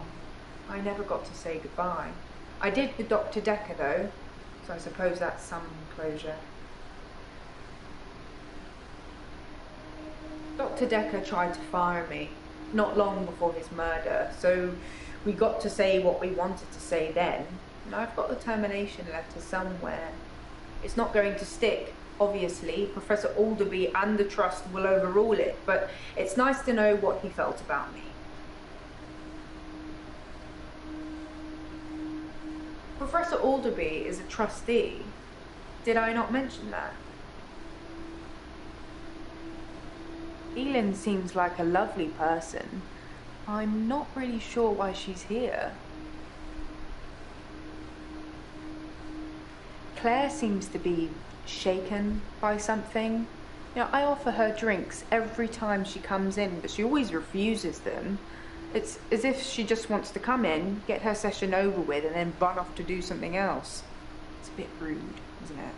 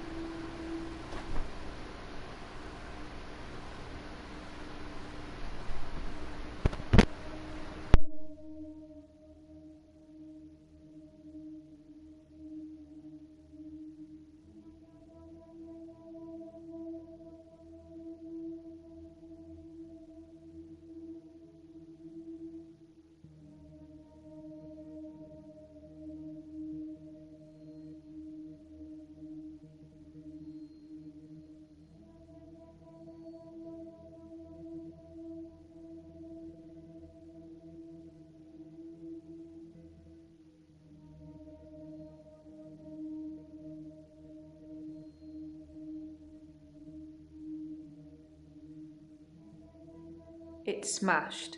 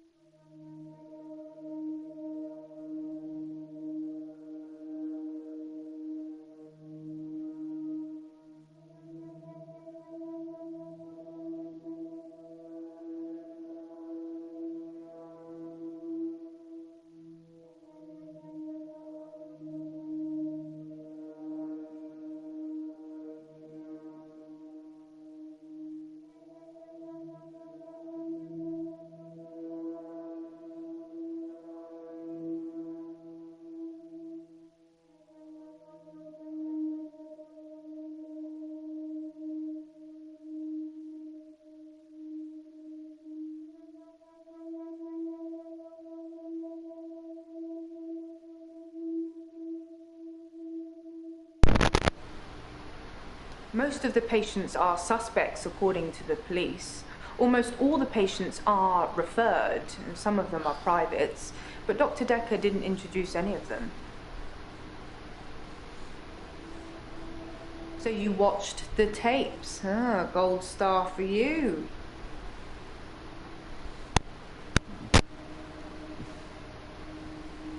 She was cuddling him like he was 6. He's 25.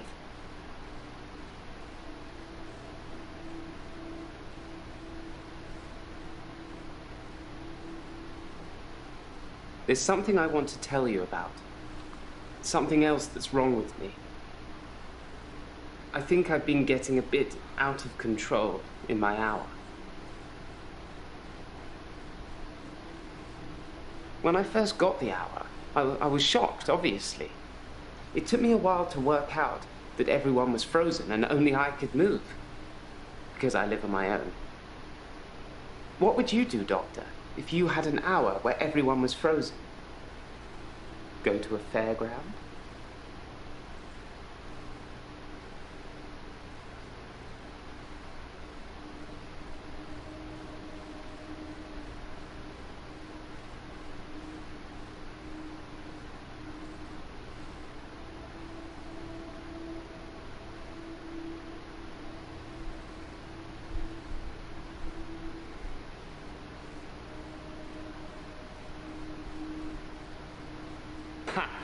That was just an example, Doctor.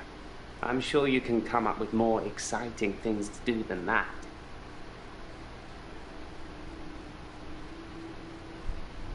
Well, that makes me feel a little better. There's a young mother, divorced, who lives opposite me. Jessica. She's friendly and says hello to me, smiles. I've always wondered what she looks like naked. So one hour, I broke into her house. She was standing in her bedroom. I took it as a sign. I took off her clothes and...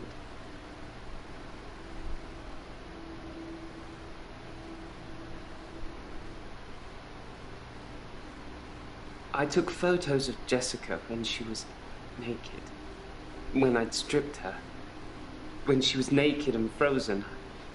I didn't want to have to do it again, to strip her again. So I took pictures to remind myself what she looked like. That's wrong, isn't it, Doctor?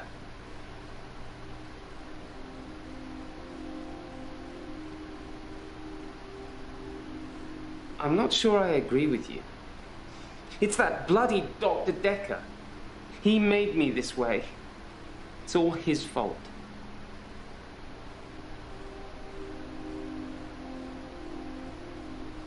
Like I said, I originally presented with depression, and everything was going well for a while. Then Dr. Decker changed. He was easily distracted during sessions, like he wasn't listening. I'm pretty sure he wasn't listening half the time. I don't think he wanted to know about his patients anymore. But when he did give you advice, he told me to use my imagination, to make something up, to think something crazy, and it would become real. He told me to think of a way to get more time. So I did. But he pushed me. He made me think it.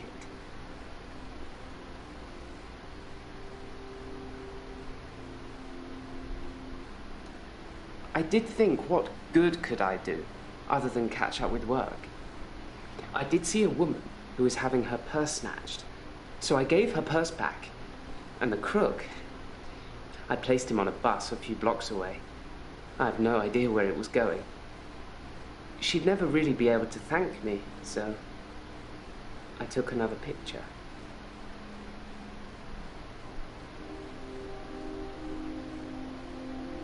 I dug the grave for Dr. Decker. I helped carry his coffin to the burial site. Do you know what? It didn't weigh enough to have a body in it. Why do you think that is?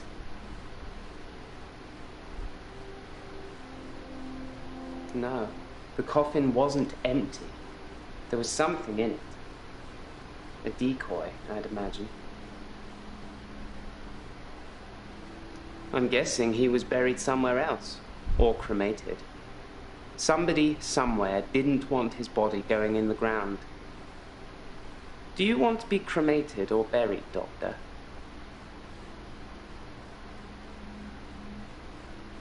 That's a good choice, Doctor. Less work for me.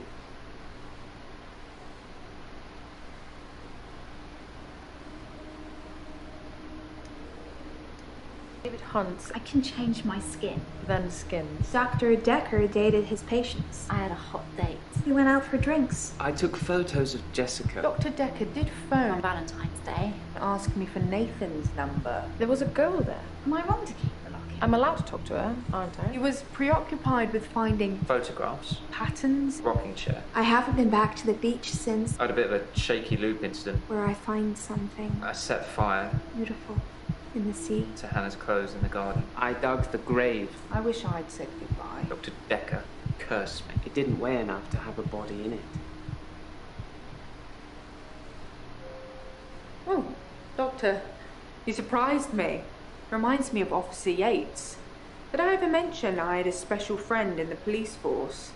Nah, it's not something you drop politely into a conversation. He's been doing some digging and he's found a couple things. There's a crime scene report that goes into all the gory details and another report that's about the patient you're seeing today, Claire.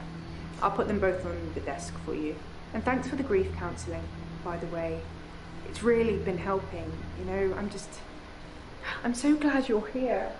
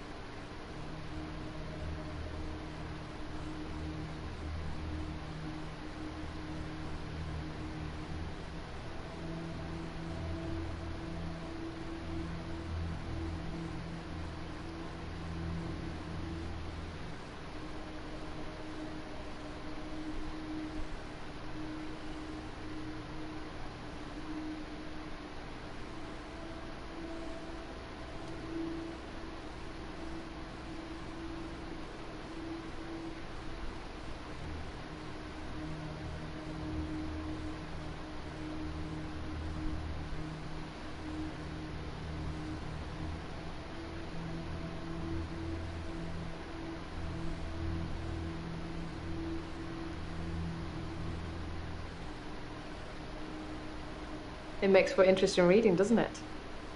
I can tell you're dying to ask me about it. Fire away.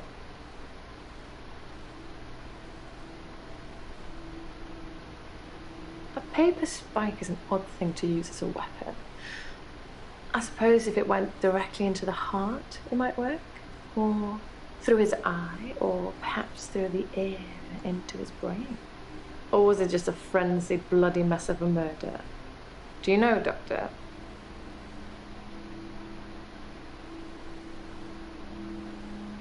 That's what it says. I can see you're confused. The police say that David is dead, fatally wounded when I stabbed him. The coroner says that David is dead. Everyone says that David is dead. There was even a funeral. But I know he's alive.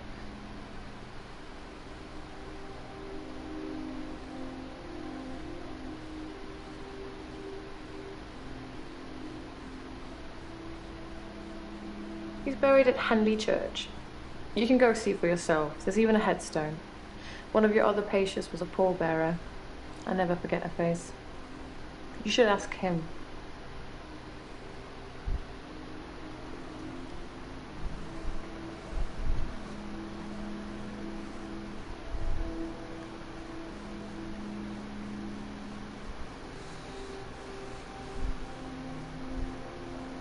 Bryce was a pallbearer for David. He's also a grave. David wanted to have a talk about our relationship. Not something any married person wants to hear. He said he'd been with Iris for about a year and that he loved her. He said he didn't love me anymore. Which I know is a lie. You don't just fall out of love with somebody. I reacted badly. I grabbed the nearest weapon I could find, which happened to be the steak knife, and stabbed him with it. There was so much blood. I instantly regretted it. So I fixed him.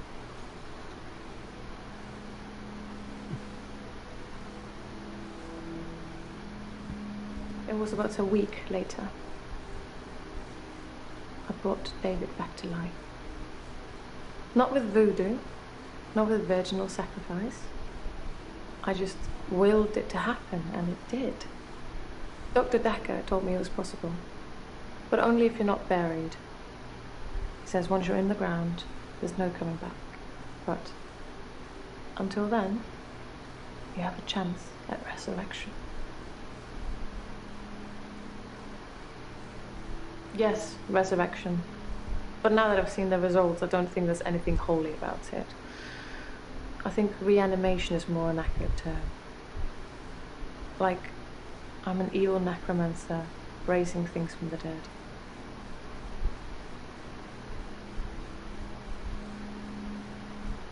I think his brain was already decaying during the week that he was dead. Important bits. So when I brought him back to life, I didn't heal him completely. Just gave him life in the state he was in. I mean, he's hunting and killing things and trying to roast them on fires he can only light with matches, but that's about it. He's your basic Neanderthal. So I have a problem.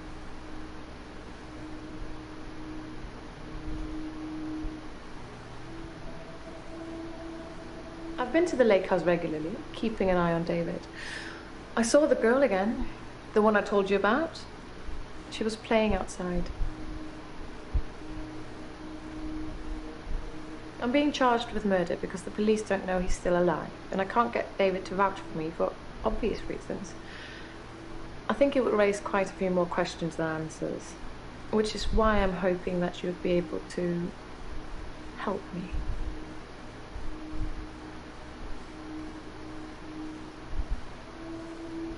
Considering the circumstances, I'd be grateful if you could see your way to declaring me temporarily insane at the time of the murder, to lessen my sentence.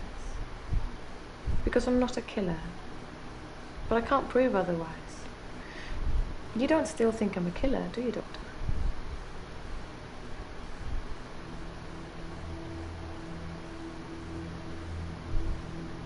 At worst, it's manslaughter. I didn't mean to kill him, I just stabbed him a bit. And although he was dead for a week, I brought him back to life. Does this mean you won't help me? Was I temporarily insane?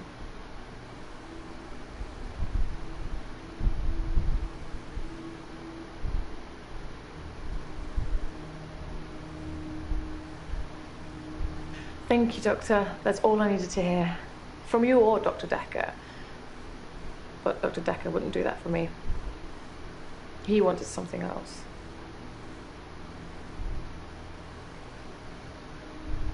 Dr. Decker teased me mercilessly about my electrodebility.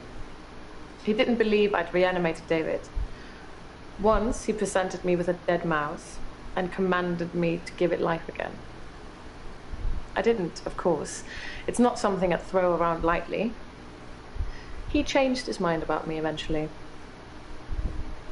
And then he mentioned the girl.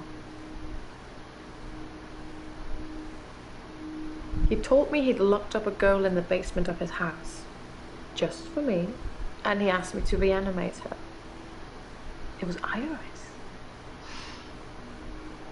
I said I couldn't reanimate something that wasn't dead, and he said that wouldn't be a problem. So I agreed. I just played along. I was hoping it wasn't real. I assumed it wasn't real.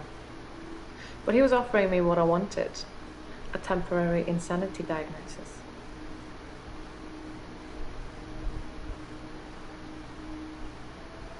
It didn't happen. Dr. Decker called me from his house to cancel. He was furious. He said that Iris had escaped, and he blamed me for it. He said that I must have set her free after he told me about her. I knew it was all lies anyways. He was obviously titillating himself by reprimanding me. He knew I'd never want to speak to Iris again, so I couldn't prove it either way.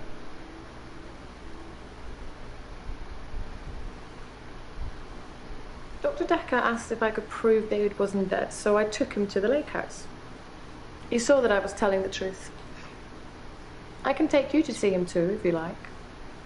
Would you like to see David, Doctor?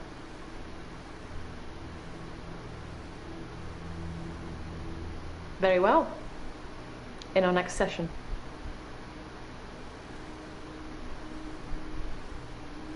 Smuggling a body out of a funeral can be difficult, unless you pay the right people.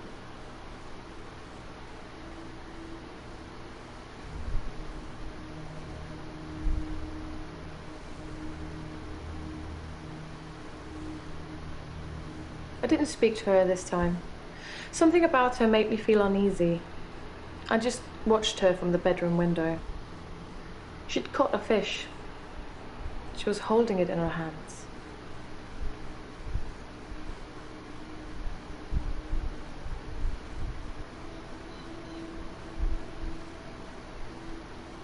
How astute, Doctor. Yes, I did say I hadn't seen Dr. Decker outside of our sessions. That wasn't a lie. Our trip to the lake house was made during a session.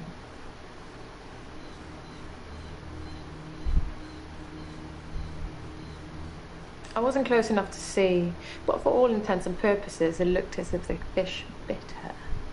1, 2, 3, 4, 5. Once I caught a fish over.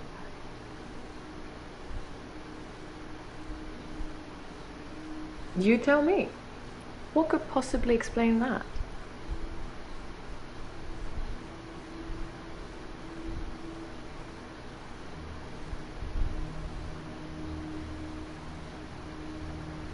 Since I brought him back, I felt that there was something different about him, something not quite right.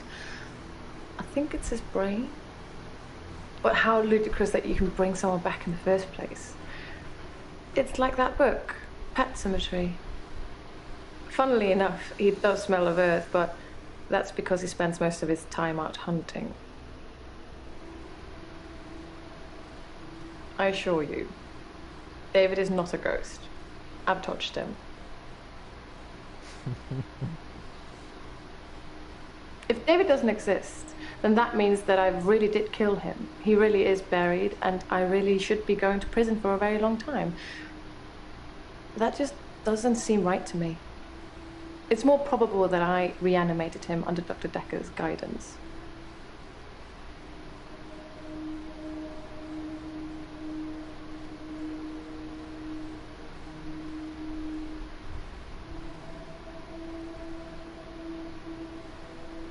You've got a good memory, Doctor. Let's talk dreams. Sometimes I'll dream about a light, deep in the ocean somewhere. I head towards it, It's warm and glowing, like a beacon. And when I'm at the bottom, it's the most beautiful thing. Like a welcoming sun. Like I'm home. And then I wake up.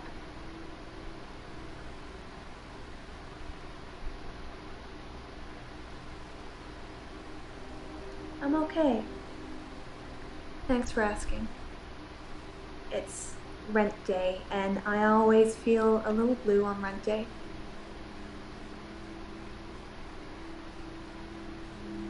Rent day is the day I pay rent to my landlady. I've had no blackouts, and I haven't been to the beach since our last session. But I think I will today.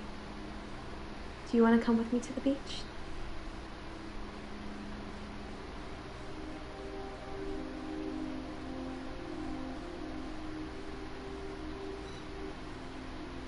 Doctor, I think you're getting a little anxious. If you ever wanted to visit the beach, you can just turn up. It's not mine.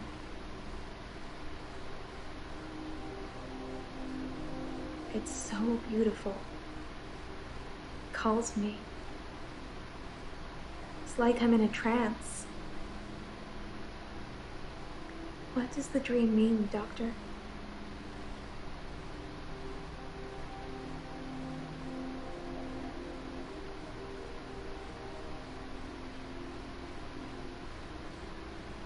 I guess. I hate being in the same place for too long. Maybe I'm always searching for paradise or something.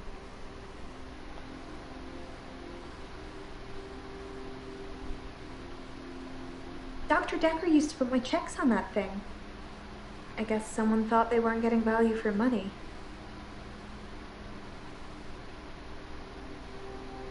I actually don't have a lot of money.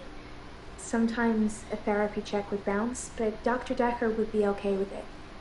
Oh, my checks are fine though, don't worry.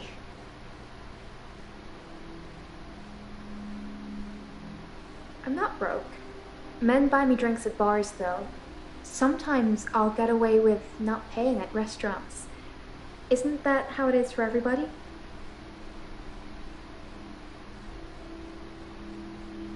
I mainly like drive-thrus. I don't like crowds, and I find it difficult to stay in the same place for too long. I guess I'm a fidget.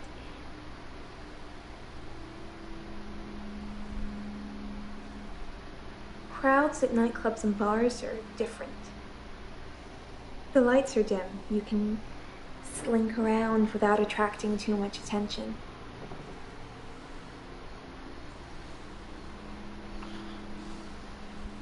Sometimes I'll kiss a guy in a club, and then he just follows me. Wherever I go. It's creepy. I don't want everyone seeing that.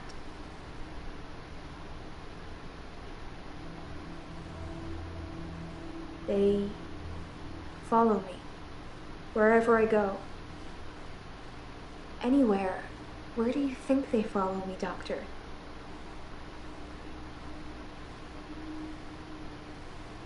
It depends where they follow me. If they follow me home, they bang on the door for an hour or so, then leave. Other places, they just disappear. I don't see them again.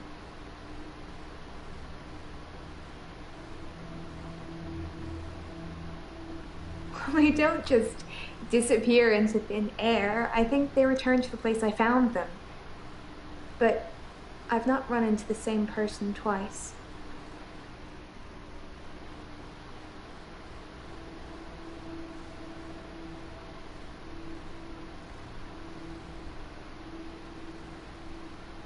Yes, they follow me home. They're silent. It's like a trance.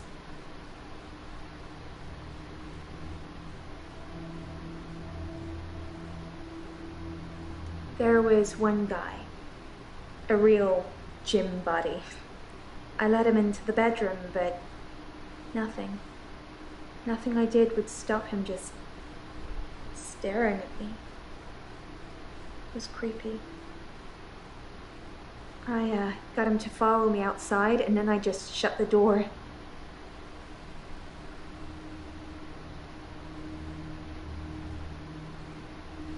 Are we still talking about him? And I thought you were just interested in me, Doctor.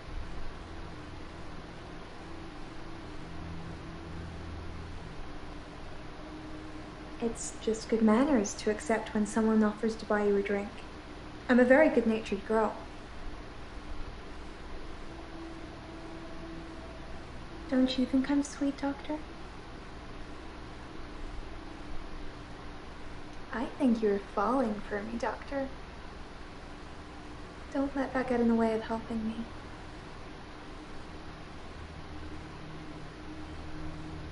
Dr. Decker suggested home visits. I think he was probably checking up on his investment. You're not thinking of doing home visits, are you, Doctor?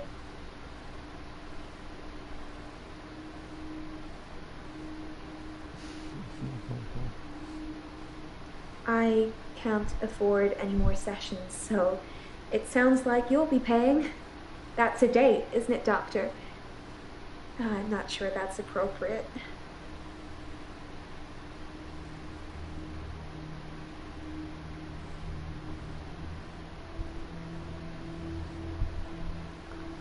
I burned the photos of Hannah. It didn't work. I suppose because the loss was superficial. The next thing I burned was the rocking chair. That worked. I've been getting rid of her stuff ever since. There was a day when I attacked a Salvation Army bin, but I gave in.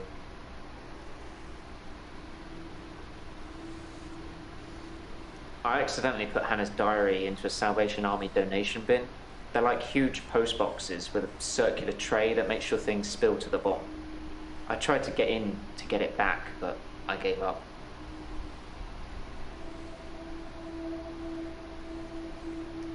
I didn't notice Dr. Decker had a paper spike. I haven't really seen more than a foot in front of me since Hannah died.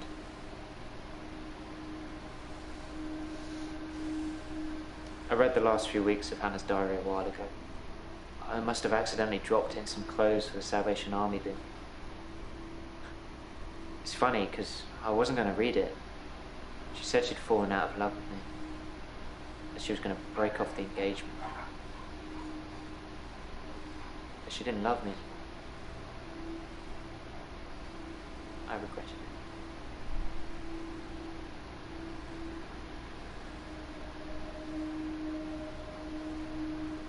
Can we maybe not talk about Hannah anymore?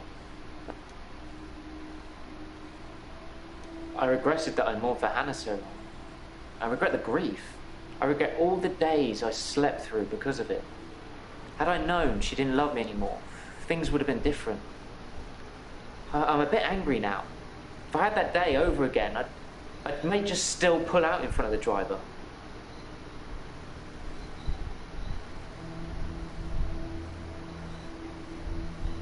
You told me not to look for anyone else until I was ready. So I didn't. I've just been sitting at home, reading Hannah's diary, stewing. I ordered a pizza. A nice girl delivered it. I've told you all I know about Dr. Decker. He started out good, then turned a bit crazy towards the end. When you start giving people more problems as a therapist, that's a bit crazy. I think that he possibly cursed other people, a bit like he cursed me. Sometimes you could see he was bursting to tell me about it, but he couldn't. He was ecstatic with power. Curse. Well remembered. I was hoping he'd forget. It's going to sound crazy. Dr. Decker said I would never be able to move forward until I came to terms with my grief.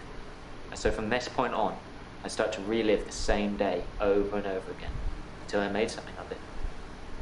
I believed it.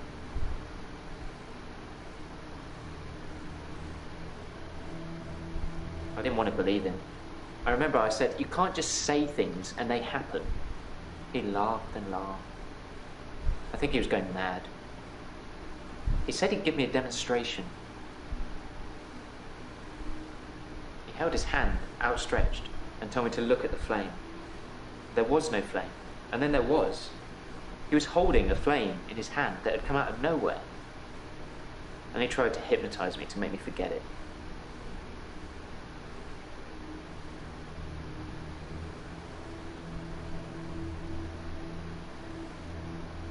I didn't forget seeing the flame. He wanted me to forget it all, but I didn't. Whatever reason, he couldn't undo what he'd done. I was scared. I pretended like the hypnosis had worked. I was scared what Dr. Decker would do to me if he found out I still knew. So I had to play along, keep coming to the sessions, pretend I hadn't seen what he'd done. It was awful, because I was suffering through the same days over and over again. But I couldn't talk to him about it, because he'd know.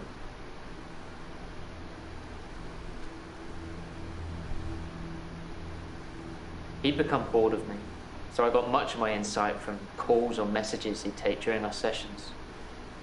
I think because he hypnotized me, he didn't want to play with me anymore, so I got basic therapist.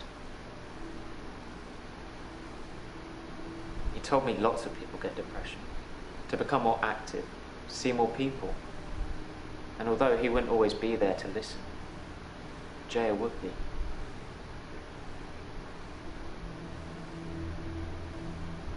Jaya was a great listener, much better than Dr. Decker. I think she would have made a great psychiatrist. Do you know, he tried to fire her.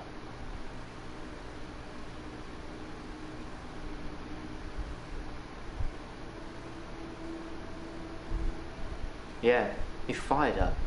Jaya told me about it. You should ask her. I started out with depression. Now I seem to repeat days. Even if you don't believe the repeat days, then I clearly have extra mental health problems that he's given me.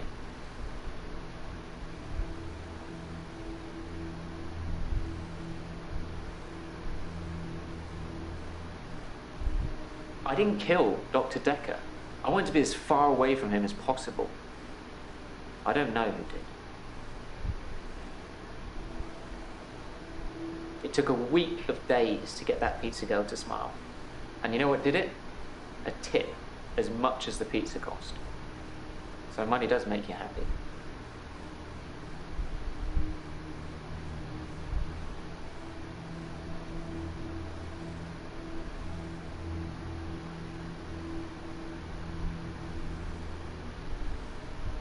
I'm okay, I suppose. Work's fine. Hilda's fading fast. Terry's Terry. I feel a bit sad, to be honest. I gave all my keepsakes back.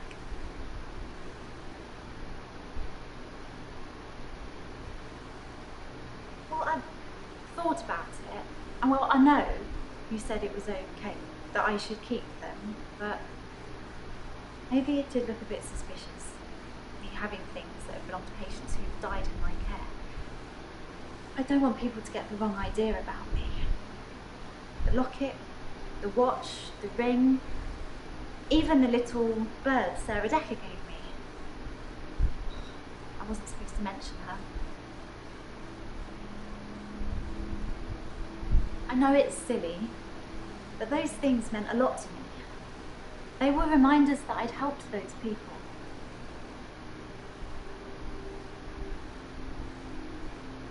Terry seems to have backed down since I gave the keepsakes back. Actually, it doesn't seem like she's been very well. Not her usual self. Maybe she's got a bug or something.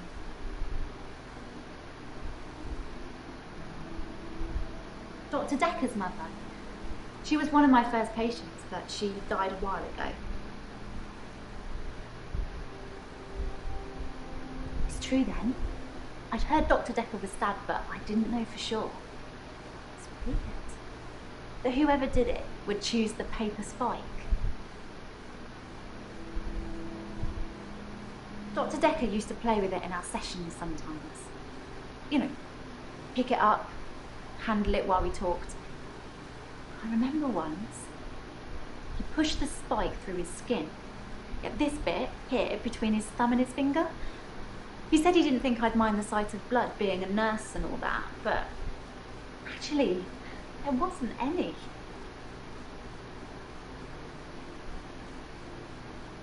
I was a bit freaked out. At first, I thought it was a trick. A magic trick, you know? Like some kind of therapeutic test. Show the patient this retractable spike and see how they react. But it wasn't. The spike was real.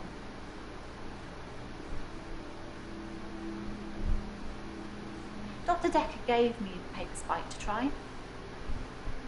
It wasn't fake. It was pretty sharp, actually. I don't know how he did it. He said he just thought that it wouldn't hurt him, so it didn't. Hilda's nearing the end. She's been sleeping a lot, not eating much. She hasn't been that argumentative either. Although, she did give me a vicious scratch yesterday.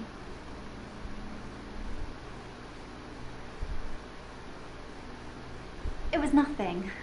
I was just trying to give her meds. It's hard, you know? I'm trying to help her, but she keeps fighting me. It'll be better after she's seen her daughter. I've decided I'm going to do it tonight. She hasn't got much time left. You know the answer to that, Doctor. What have we been talking about? What can I do for Hilda that will make it all better?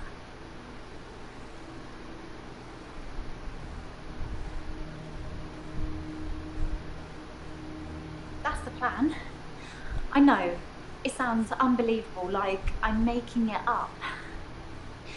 I wish I could prove it to you somehow. We could try shifting now. Think of someone you really love. It might help if you close your eyes. Are you thinking of? Can you picture them? Okay, hold on.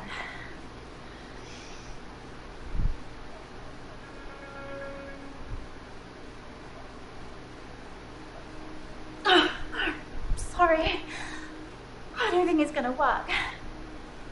On the bright side, that probably means you're not going to die anytime soon.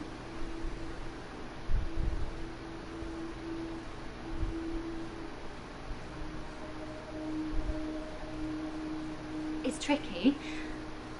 I mean, I'll sound exactly like Hilda's daughter, but I try and keep it vague because I don't become her. I don't know what she would really say. I say things like, it's okay, don't be scared, I love you, Mum, or I love you, Dad. But it doesn't really matter what their relationship's like because it's not really them. I always do the Disney version. The best, most loving version. That's what my patients want to hear. And maybe deep down they know it's not the truth, but it's got to be better than the reality.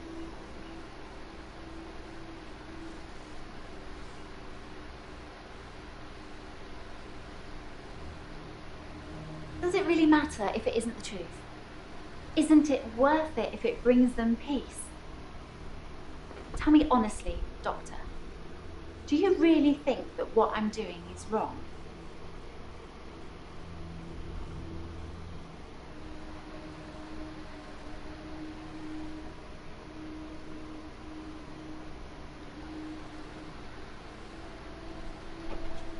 What's up in here? Is it baby Dad? Under the bed or?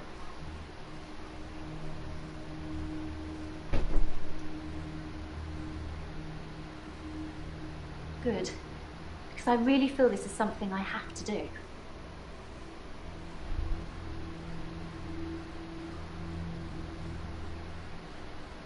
As far as I know, it only works on people who are close to death. That's the whole point of it.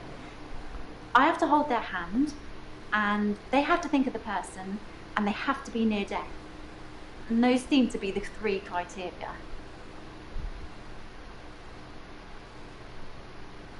just makes things complicated, doesn't it? I knew Dr. Decker's mother before I started seeing Dr. Decker. She's dead, and now he's dead. I'm sure you're going to have a field day with it. Yeah, that's the reason I came to see him. I knew she was dying, but he refused to talk to me unless I booked a session, so I did. And well, here we are.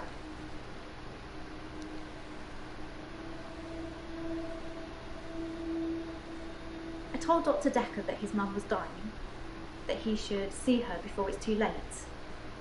But he wasn't interested. It wasn't like he hated her. It was just like, it wasn't important. He asked me to take care of it for him. He did send his assistant along to see her once. Sorry, your assistant. It was about the second, third session we had. He said he could tell that I was a good person, that I wanted to help people, and that I should think really hard about how I could do that. That's how I discovered shifting.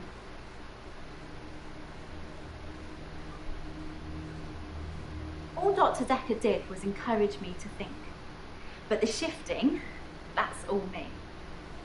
And my mum's a psychic, and my sister's an empath, but I was just ordinary.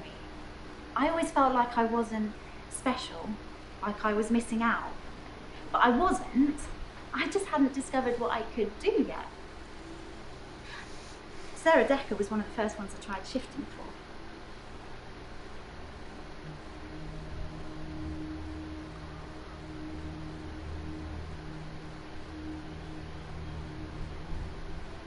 I didn't really know what I was doing that first time. I mean, I didn't actually... To tell you the truth, I don't really know what an empath is. I should probably Google it sometime. My mum's got these spirit guides and they tell her things. Mostly about my love life, it would seem.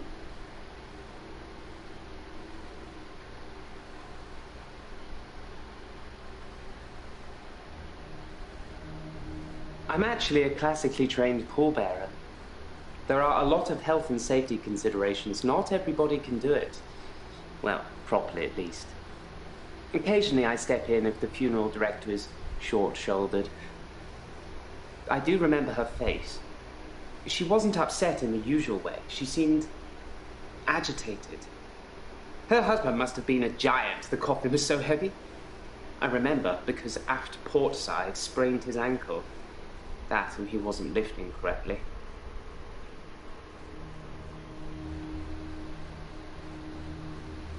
Dr. Decker frequently used that paper spike on his desk as an example. I'm sure he did it with the other patients too. He'd make me look at it, touch the point to see how sharp it was. He'd tell me that because I think it's sharp, it will hurt me. But if I thought it was nothing, it could pass right through my hand.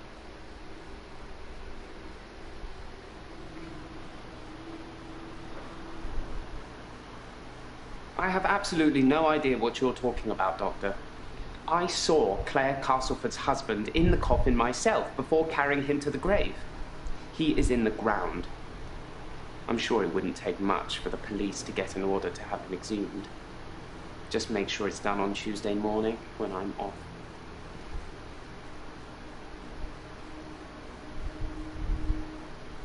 Hello, Doctor. I've been thinking about our last session, and I just wanted you to know that I'm not a bad person. I know taking naked photographs is wrong, but you don't know what it's like until you face the same temptation. I'm assuming you don't know what it's like. Do you have an extra hour, Doctor?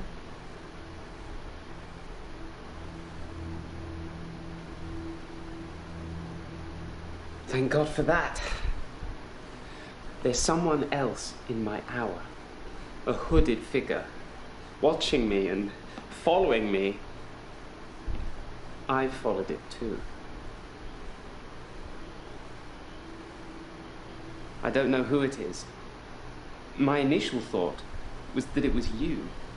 that I told you about my affliction and somehow you'd got it too. Now I think maybe it's the military or some organization that wants to use the hour themselves. Maybe it's Dr. Decker risen from the dead. I need to talk to you about him.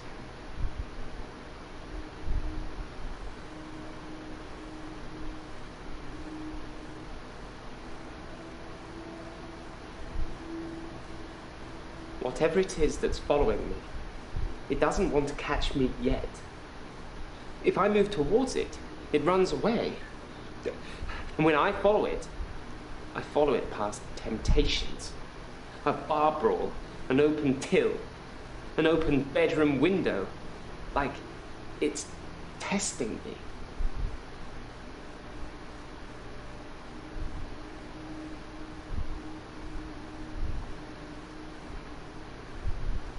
I looked in. Watching other people is somehow built into our genes, Doctor. There was an old woman in bed. I went inside. Her bed covers were smoking. I think she'd fallen asleep holding a cigarette. I took the covers and put them in the bath. She'd have died otherwise. And no, I didn't take any pictures.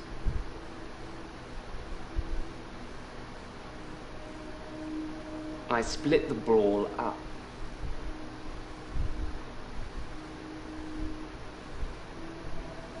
I did nothing. I'm not stealing any more. What's up? I'm surprised I haven't been approached earlier. I mean, my skills in the military. Special ops would be a breeze, wouldn't it? Waltz in past everyone during the midnight hour, get whatever you want, and return to friendly soil. It also makes me think that they might already know all of that, and that they want to get rid of me in case I tell anyone else. Would you do something for me if they get me?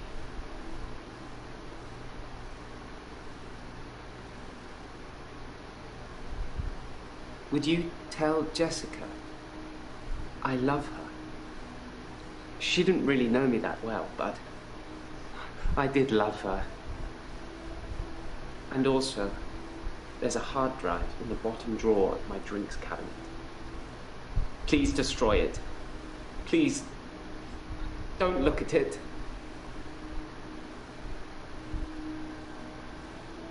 I spied on Dr. Decker not long before he was murdered. I'm not sure I should tell you what I saw in his basement.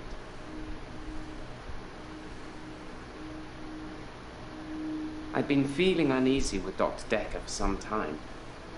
I mentioned how he'd changed before, so I began spying on him at home.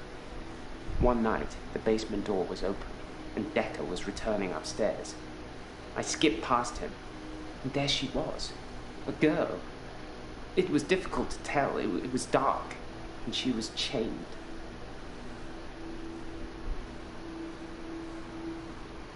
I removed the chains, dressed her, and sat her in the police station. There's no evidence, though. No evidence of what he'd done. But she was free. I saved her. I'm not evil.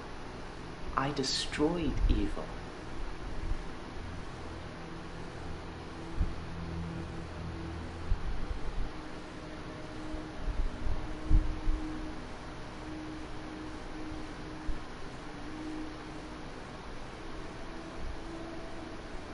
Jessica is a beautiful woman.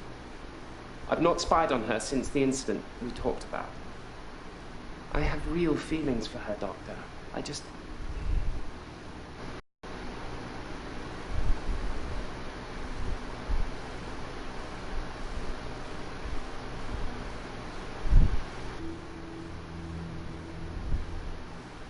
Thank you, Doctor. Thank you. It's nice you think I'm capable of such basic interaction with females. But I'm still in awe of her, really.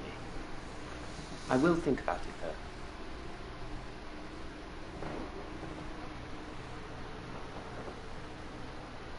I put my hand through a rusty nail at work today. It hurt like hell and bled like I'd been shot. I closed my eyes and thought, this isn't happening. The nail is just a worm, and it will wriggle through me. When I looked back, can you guess what I saw?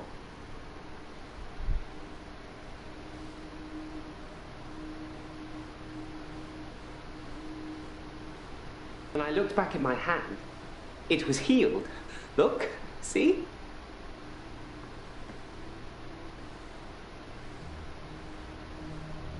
My hand had healed. The nail had become a worm and was wriggling in my palm. It was like a little miracle, like magic. I shouldn't really say miracle or magic. They're words that Dr. Decker used when he tried to get you to think things and make them real. But do you think it's real, Doctor? That magic is real?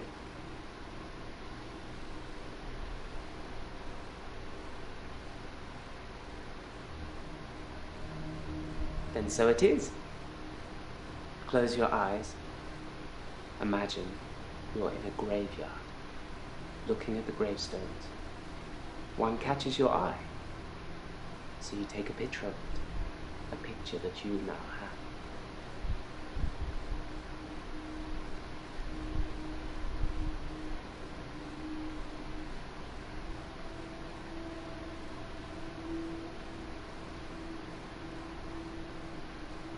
I find using nautical terms to describe the position of pallbearers fitting. Plus, most of them are 3 sheets to the wind. You know, drunk.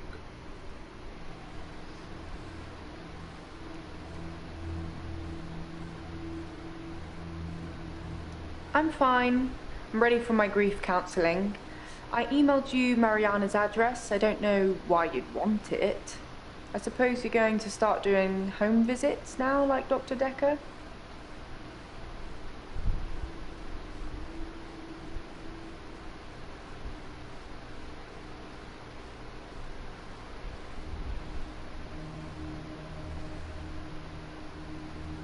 I think that's all settled now. We are agreeing to pay Ben £5,000 and he's agreeing not to say anything about what he saw. Yes, Dr. Decker started doing home visits for Mariana. He said she couldn't concentrate properly in his office. I hope you're not thinking of doing the same thing. I need you right where I can see you.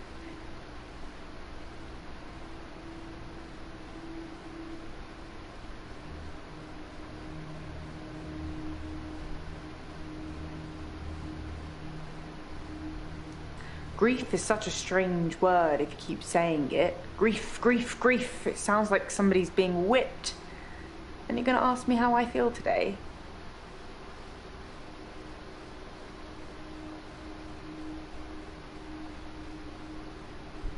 Checks and balances, Doctor. Somebody needs to be watching the watchman, so to speak. Make sure you're helping, not hindering.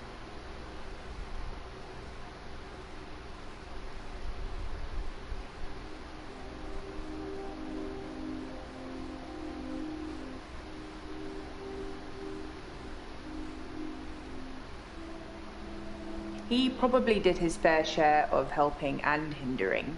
He was definitely helping in the beginning, but then seemed to lose sight of things.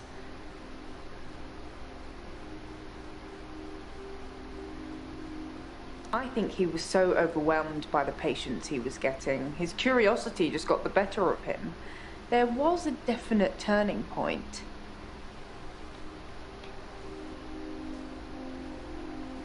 He thought he saw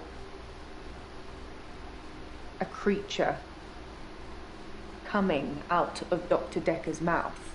Well, at least that's the reason he's given for not emptying the bins that night. Either way, it's not the kind of publicity that we need.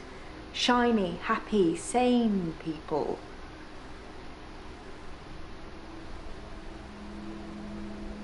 It's in that police report that I gave to you. You should really take a look at it.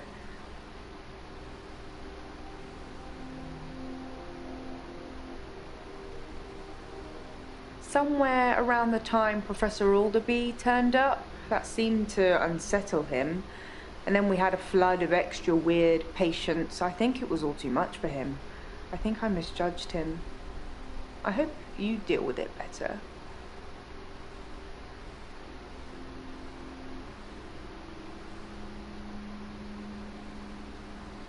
I honestly think that you're curing me with all this grief counselling. You know, we don't really have to talk about Dr. Decker from now on if you don't want to. We had a connection, but it's gone now. Dr. Decker asked me to have dinner with him for Valentine's. I refused, obviously, because you don't sleep where you eat or something like that. But it was flattering, especially with competition like Mariana around.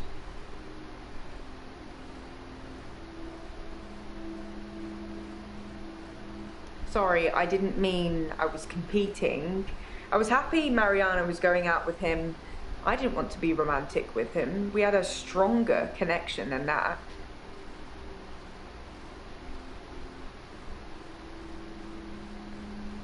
I didn't go out for Valentine's. I was at home. Wait, actually, I did come up to the office at about 9. I'd forgotten a USB stick that had some files I was working on. Dr. Decker and I shared some philosophy. We'd both read The Cult of the Kinetic Mind, and we agreed with a lot of what it said. Have you read that book, Doctor?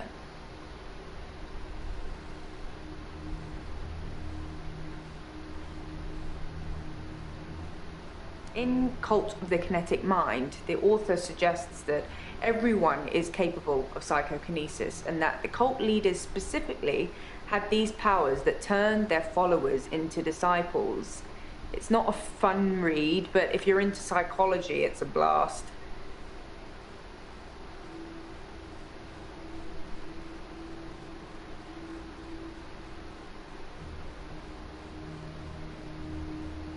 No, not at all in my experience. Dr. Decker had an unusual number of patients who claimed psychokinesis. Either he'd been specifically looking for them or someone had been sending them.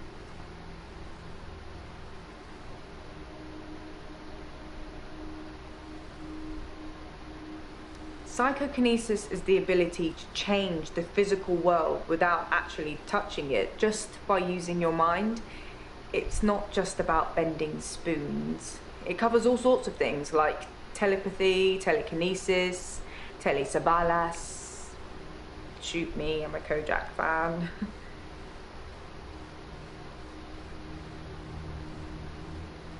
Like I said, all those cool things are in Cult of the Kinetic Mind, apart from Kojak, obviously.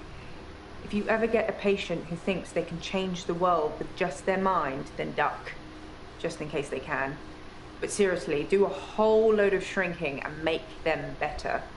Whether you believe in psychokinesis or not, you'll need to figure out your approach with those that do.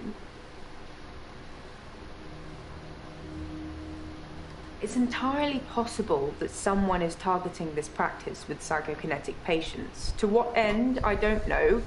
It's no coincidence that most psychokinetic patients are diagnosed as insane, or at least temporarily insane.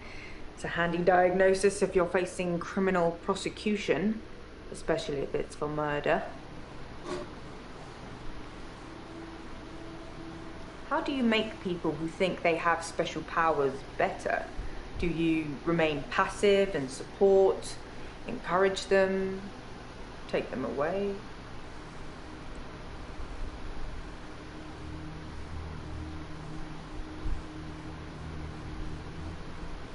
Things could escalate.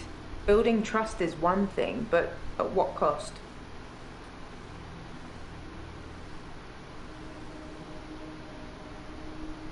Doctor, if you don't want it, don't text me and ask for it. It's all right. I don't mind doing menial tasks for you. Someone has to do them.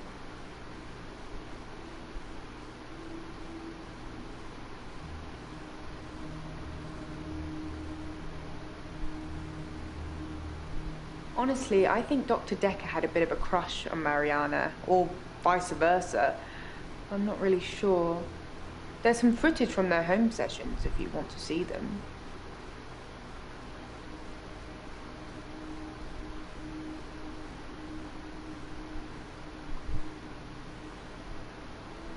That was a joke, Doctor. I guess we found our level.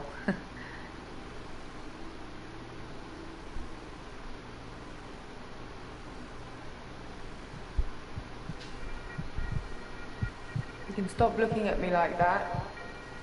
You've made me do this. And don't try and escape. You're all tied up.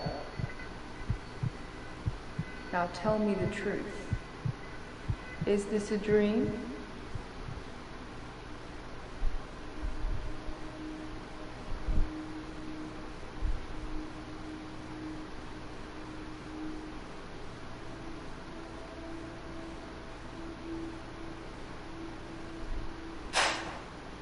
That's the wrong answer, Doctor. This is most definitely a dream. Now, tell me, do you believe that people can have kinetic powers?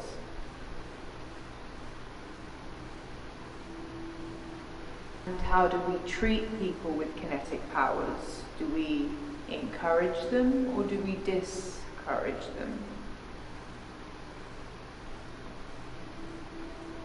Oh, Doctor, how disappointing. We've been through this already. Encouraging them to use their power just makes them worse. That's what Dr. Decker did. Look at him now. I thought you were different. Oh, I thought we'd get on, but I'm wrong. Enjoy your sleep, Doctor.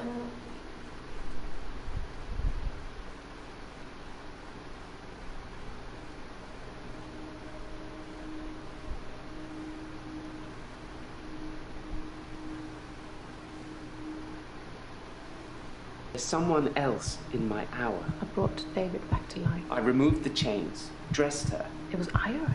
We could try shifting that. Would you like to see David, Doctor? Sorry. We both read The Cult of the Kinetic Mind. I'm not broke. It's no coincidence that most psychokinetic patients are grateful.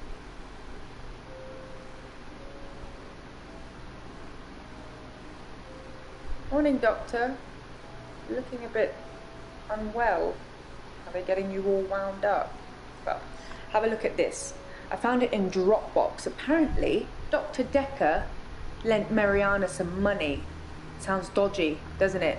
I also got the toxicology report back from Officer Yates, and shocker, Dr. Decker had... Sorry, you just have to read it. I should have spoiler alert tattooed on my forehead.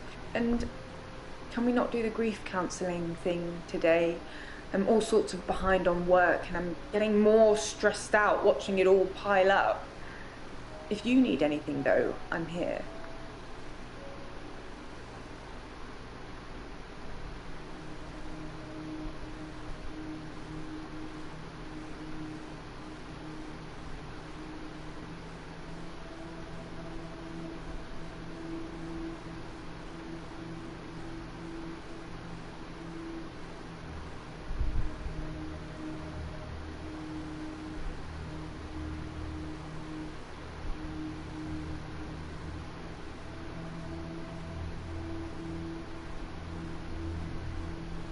I feel thirsty, Doctor. And hot. Do you have any water?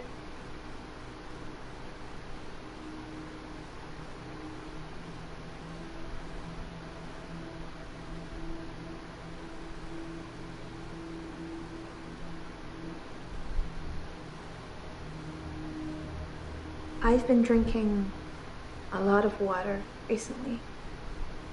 I didn't go to the beach. I didn't go to the sea. I said I would, but I didn't. I've been feeling this way for a while. It's like it's getting worse because I didn't go to the sea. It's like I'm having...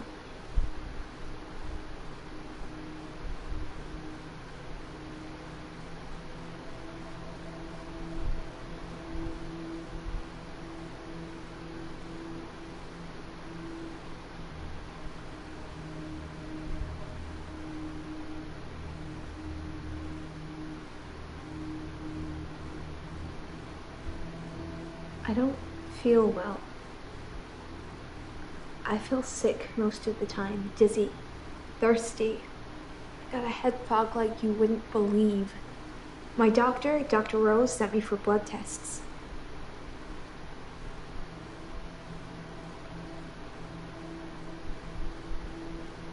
Dr. Rose thinks maybe I have a vitamin deficiency.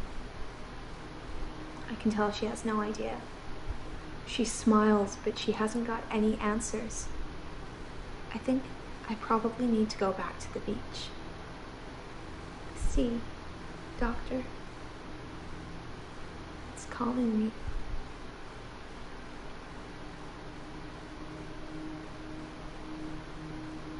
What's temazepam? Why are you asking?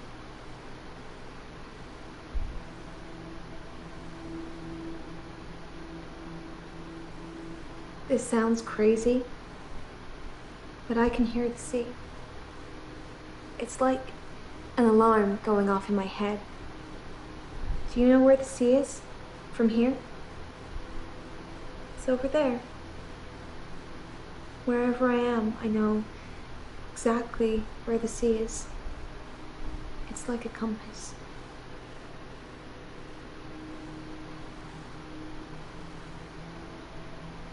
Do you forget anything from our sessions, Doctor? People follow me to the beach. I don't know who they are, and I don't know what happens to them. I don't always get followed, though, so it doesn't explain my blackouts.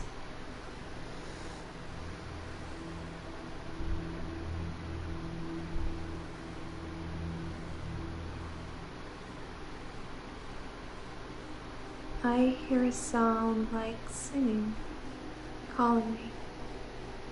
It gets stronger when I face it, when I move towards it. That's how I know where the sea is. But when I don't go to the sea, I feel like the sound gets louder all the time. I'm having trouble sleeping. Perhaps I need sleeping tablets after all.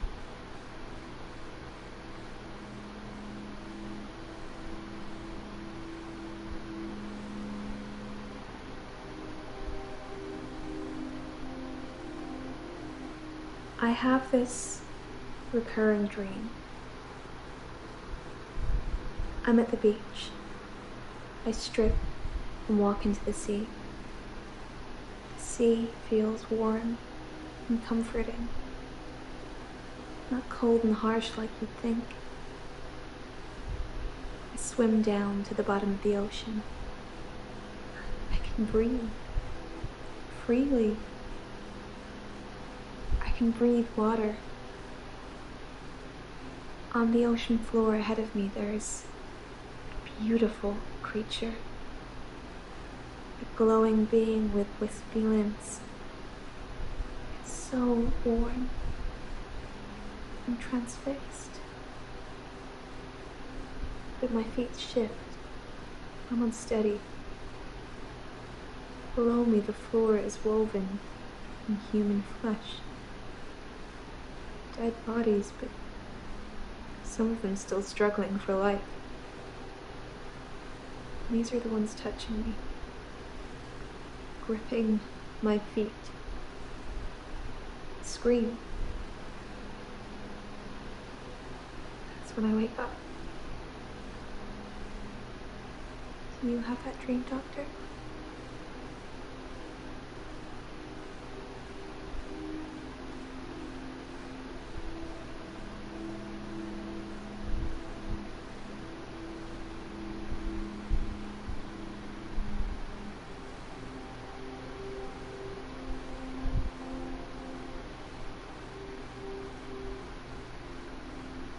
I think you're mocking me. I'd like to leave.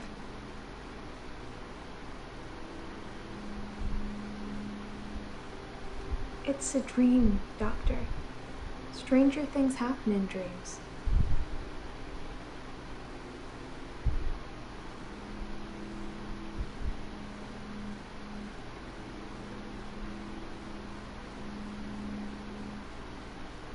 I said I don't know what happens to them. It's not always to the beach. Sometimes they follow me home.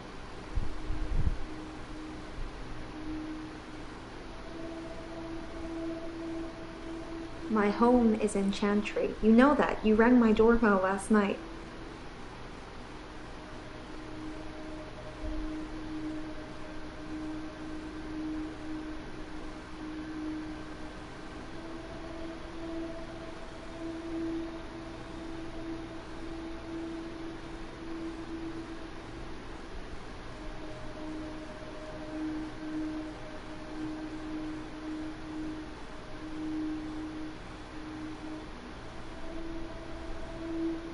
He lent me some money to start my business. It was a proper agreement. I remember signing things. He thought that a distraction would do me good. I don't think he expected me to trawl the beach for treasure and sell it online.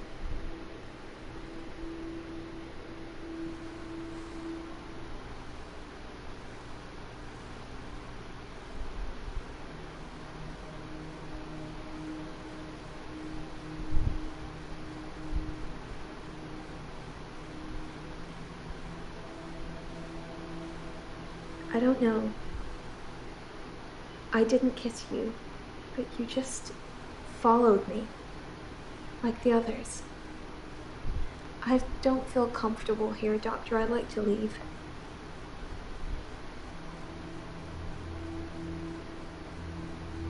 Dr. Decker thought I had too much time on my hands, so a distraction would do me good. He lent me $15,000, all in all.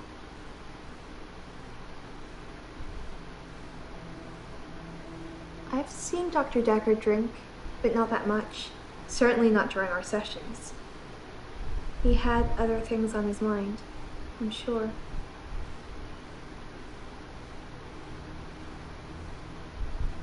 I don't take sleeping pills. Never have done. When you suffer blackouts already, you don't really get offered anything like that.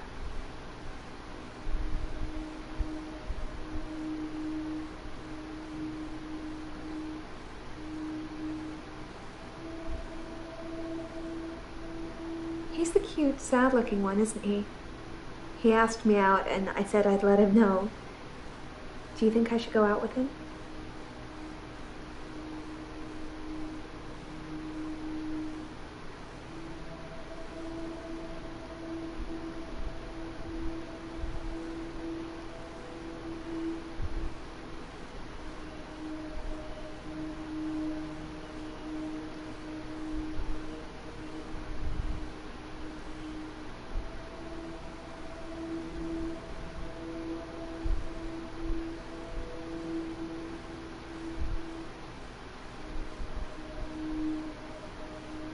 Doctor, I didn't take you for the jealous type. Are you feeling a bit jealous?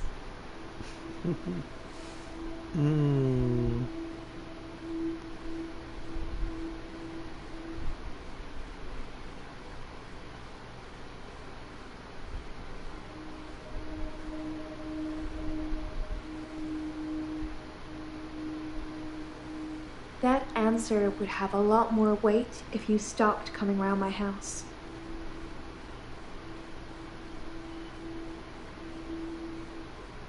No, there's been no dancing.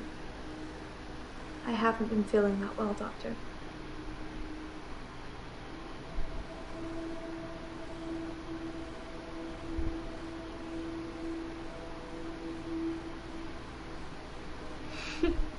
You said it with such a serious look on your face, I almost believed you. Pull the curtain down. It would be good if you had some kind of superpower that helped me, but I don't think so. You can't get in that house.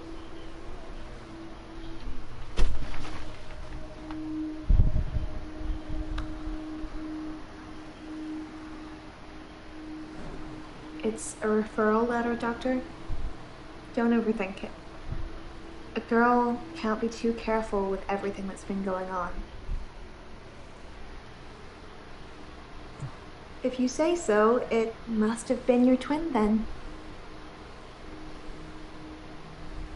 I don't know if I have a twin. Do you have a twin, Doctor?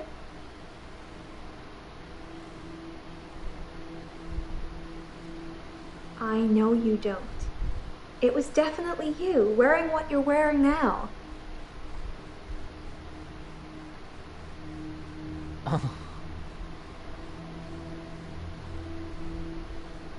Some people would say Dr. Decker had a bit of a drinking problem. It got worse and then it got better when his confidence turned up. I think it was the stress of dealing with the new patients. I like the odd tipple.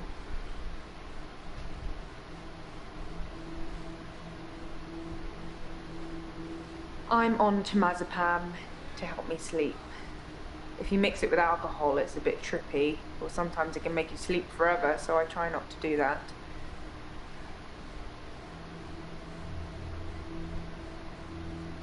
Temazepam is a sleeping tablet. It helps you sleep. I thought I had sleep apnea at first, but it's probably stress. If you worry about not sleeping, you end up not sleeping at all. True story. I don't want to talk about grief today. I'm getting enough grief from work.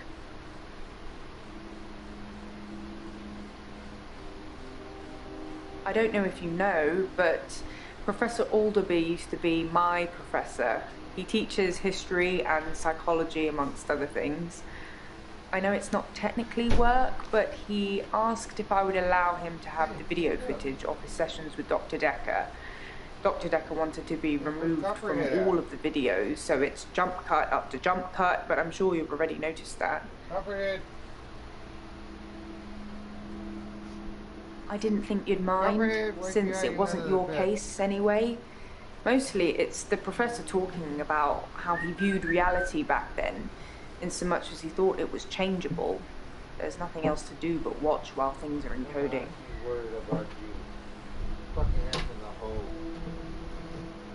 Psychokinetics, remember? Cult of the Kinetic Mind?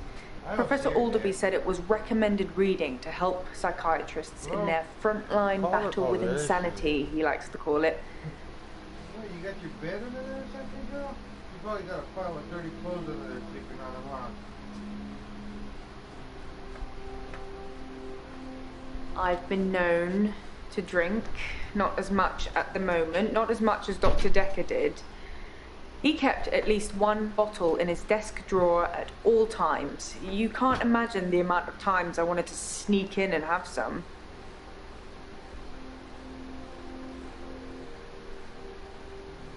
I suppose it's possible that somebody spiked his drink. Most people probably knew he had a bottle in his desk. Wouldn't have been that hard to empty out some capsules into it. Maybe the police should get fingerprints?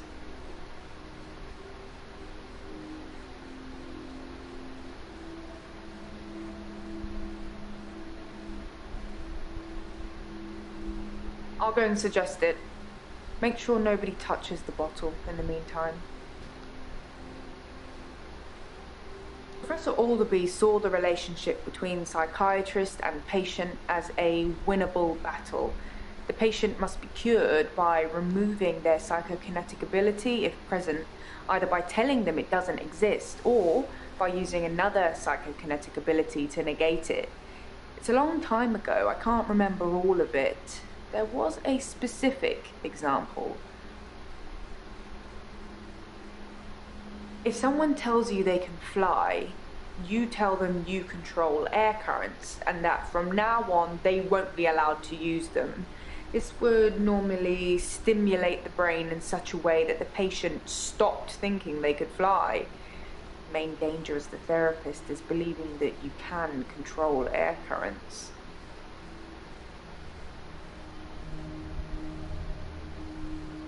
The danger of pretending you have psychokinetic abilities is that you may start believing you have them and then have them. It's the paradox of the cure. Dr. Decker loved paradoxes.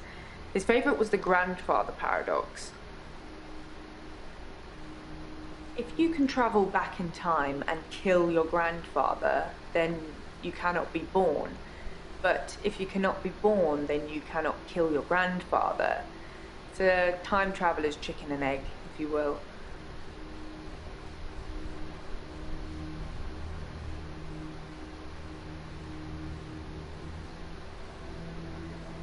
Dr. Decker definitely dabbled in that stuff. I'm not sure to what extent.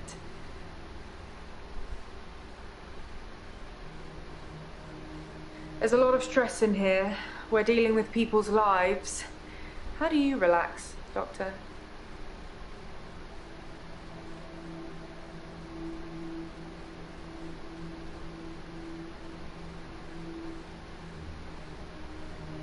I bet you like dance music. I don't know why.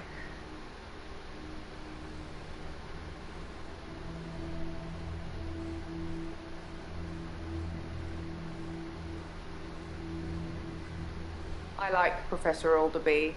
He turned me onto that book I've been raving about.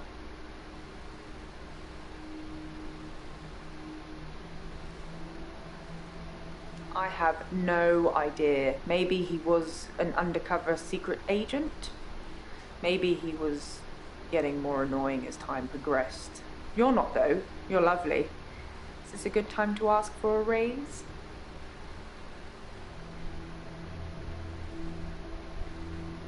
Wow, I was kidding, but thank you, Doctor. I'll take that as a yes. And don't worry, I'll sort it all out.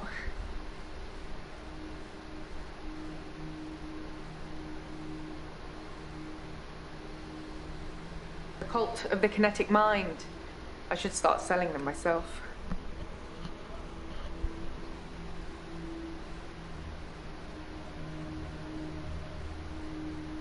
Dr. Decker told me he was adopted.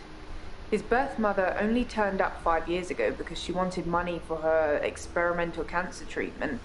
I'm not sure how much it cost or even if he had the money, but he didn't do it, and she became one mean mother.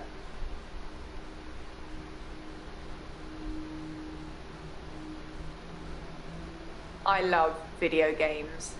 I just wish they'd make ones with stronger female protagonists. Sorry, I'd settle for any female protagonists.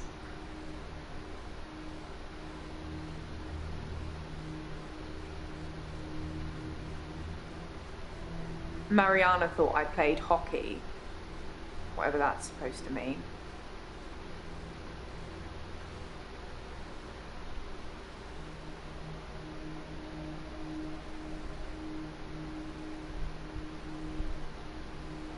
Dr. Decker drank a bit. I mean, I didn't say anything about it, but well, it's not very professional, is it? I mean, it's not like he was drunk.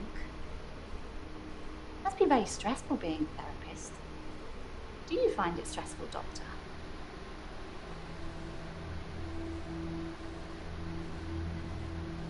I can tell just by looking at you. This job has really taken its toll on you.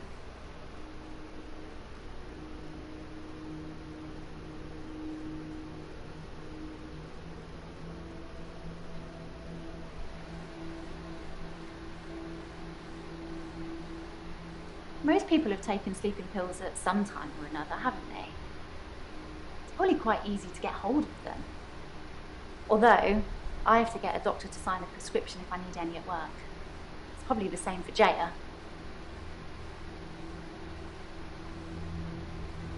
Jaya seems really nice. I don't know why she'd want to work in a place like this.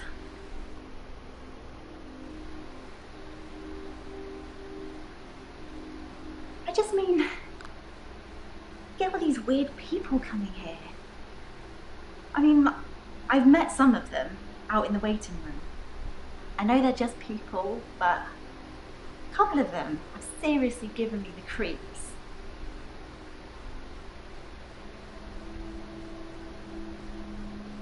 She's a slightly older one, isn't she? Always well dressed? Yes, her. I'm pretty good at picking up on people's energy, and hers is cold. Actually, I think I sort of know her. Claire Castleford, isn't it? Apparently, she attacked her husband or something.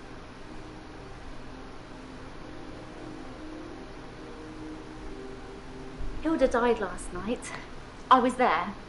Well, I was there as her daughter. It was nice. She had a good death. She got to say what she wanted to say.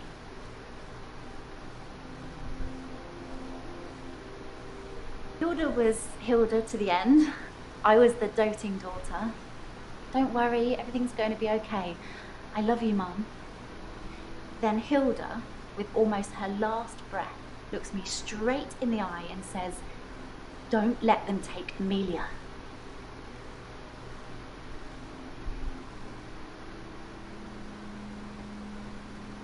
I think of Dr. Decker every time one of my patients dies. It makes me remember how he didn't care about his mum. He was a good therapist. He was a lousy son.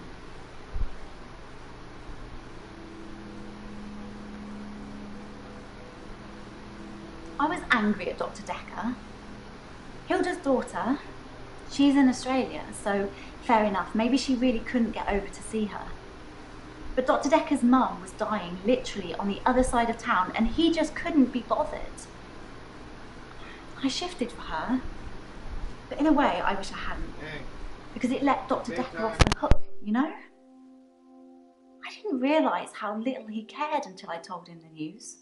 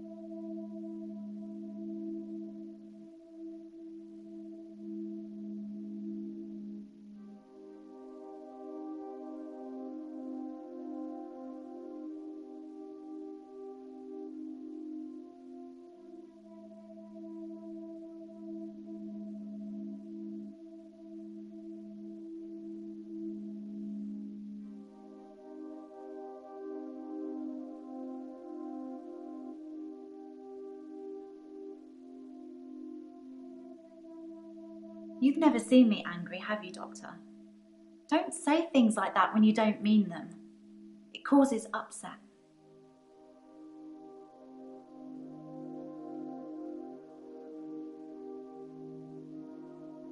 Amelia's Hilda's doll.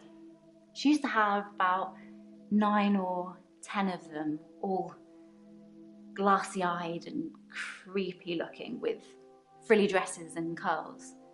All over her room they were. In the end, we had to get rid of them. They weren't very hygienic. But we let her keep one, and that was Amelia.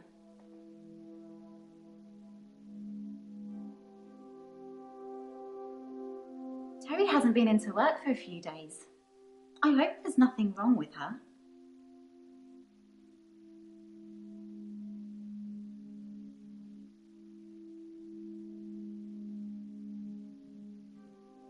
Terry and I are never going to be best friends, but I wouldn't wish her ill.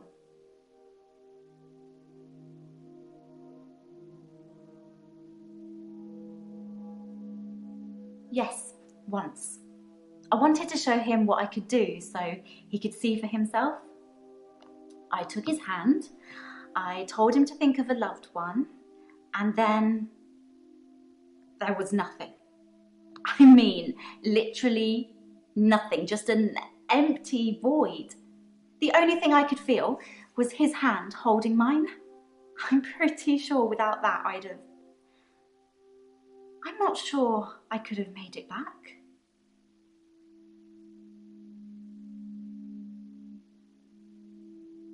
I'm keeping her safe until I can pass her on to Hilda's daughter. Maybe she'll fly over for the funeral. I don't know. Are you okay, Doctor? You look a bit pale.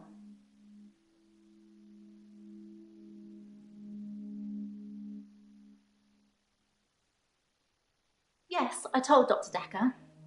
Most other people wouldn't have believed me, but he did. In fact, he cared far more about the shifting than he did about his mum dying.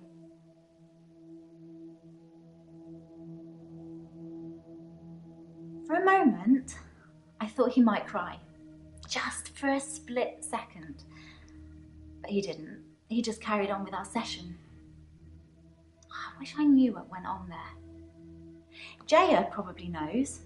She spent quite a long time with Sarah when she visited. I referred myself because of Dr. Decker's mother.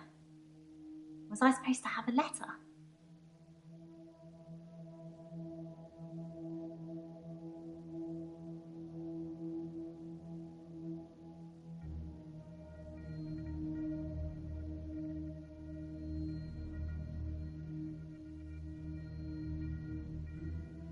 Temazepam is the same sleeping pill Dr. Decker prescribed me.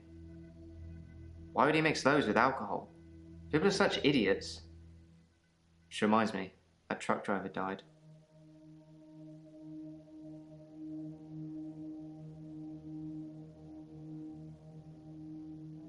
The truck driver that ran into Hannah.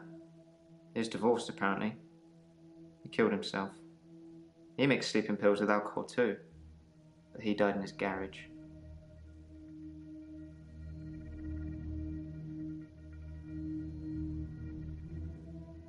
Alcohol isn't something I usually notice on people until they're slurring and weaving around. Was Dr. Decker an alcoholic? Probably. I never saw him drink, though.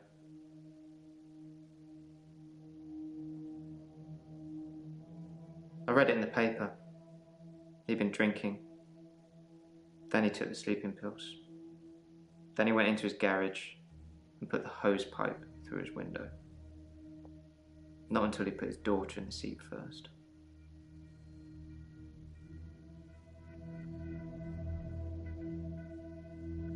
What are you trying to do most?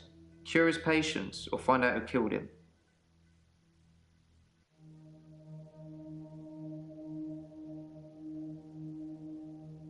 It's been nice chatting with you, don't get me wrong, but I can't help but feel you're mainly interested in finding out about the old doctor.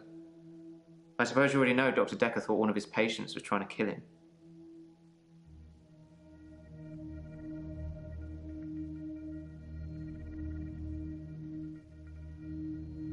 He told me in one of our sessions, which was later rewound, that someone had been leaving him messages on his prescription pad. Not good messages.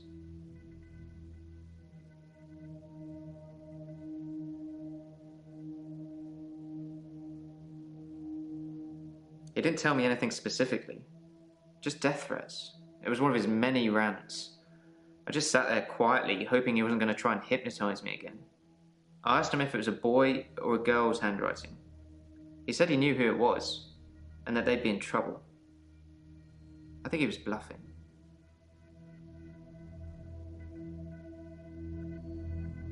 It's one of those newspaper stories you read, and you hope it says he leaves behind his wife and 7-year-old daughter. But his daughter was in the car. Do you know I wrote him a letter?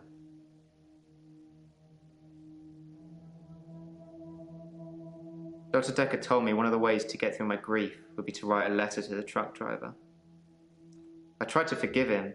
I know it was my fault, but the thing that made me feel best was blaming him. I think maybe he killed himself because of me. Do you think I'm to blame, Doctor? His daughter's picture was in the paper. Molly.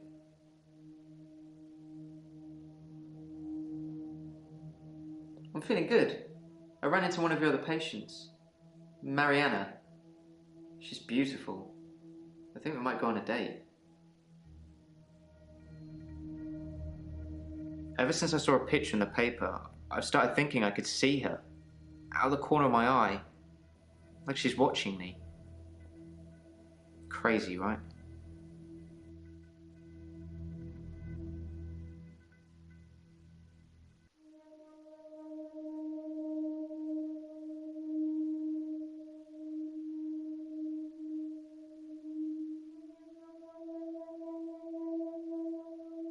I can't really explain it, but she seems like such a friendly person. I think the police are barking up the wrong tree.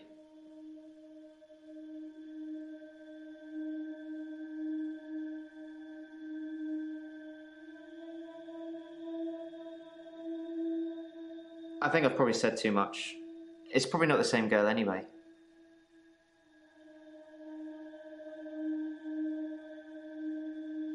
Please do. I wish I could believe you.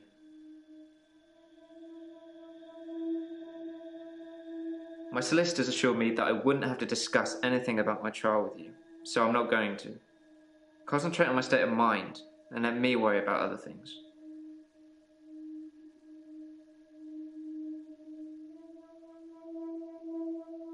I love food. It will be my downfall. Stress eating is the worst.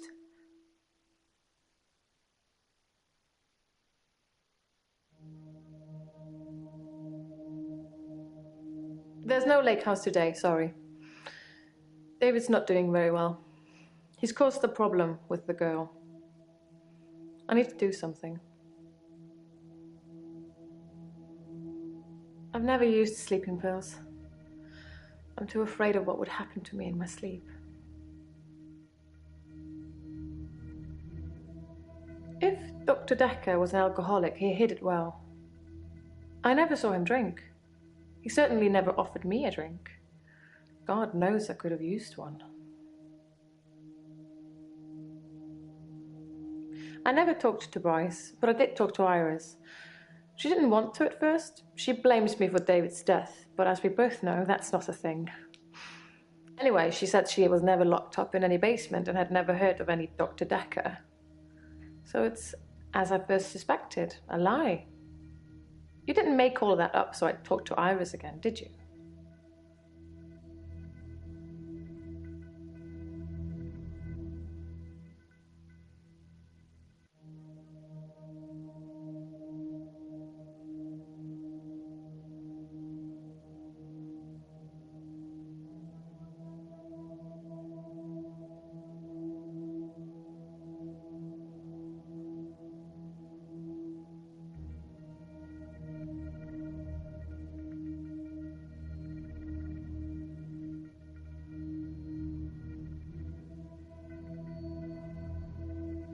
Then Mr. Bryce seems to have a few more issues than me. Perhaps you should ask him about that.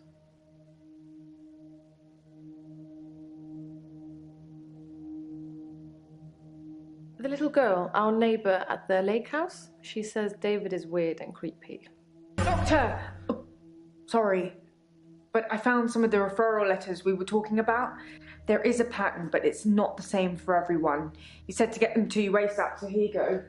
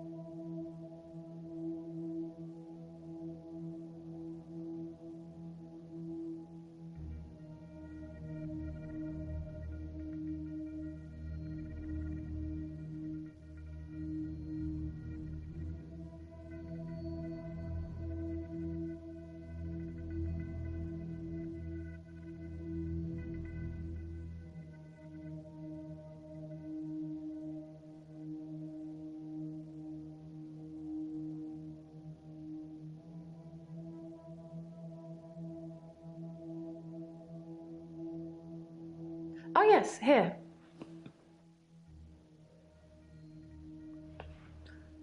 From a few weeks ago. As you can see, Doctor, he looks perfectly normal.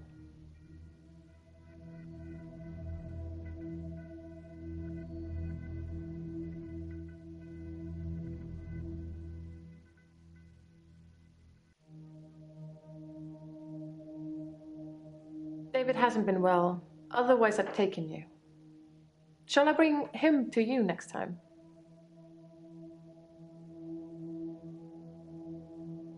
Next time then.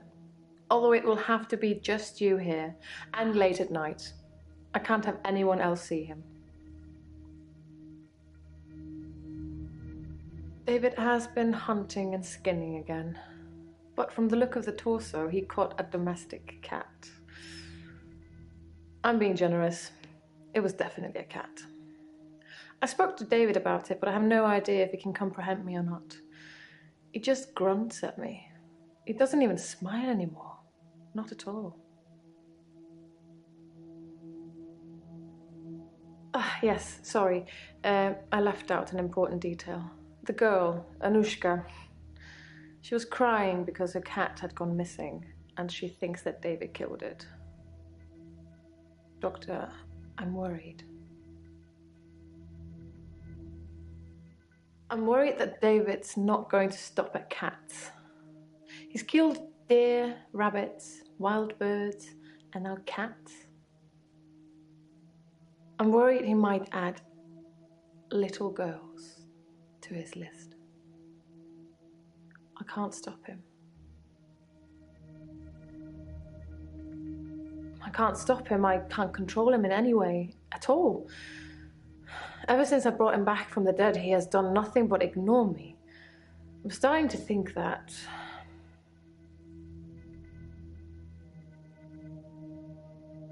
I need to put David out of his misery. That I need to end his suffering. That I need to kill him again. What shall I do, Doctor? Should I kill David?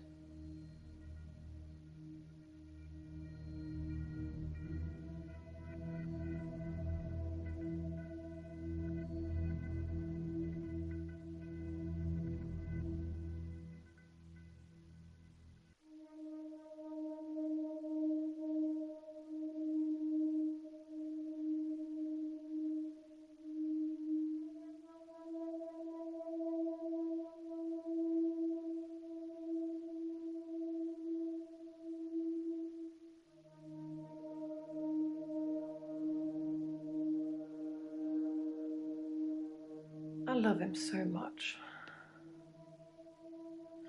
But you're right. It's time. He's becoming a danger to people around him, not just himself.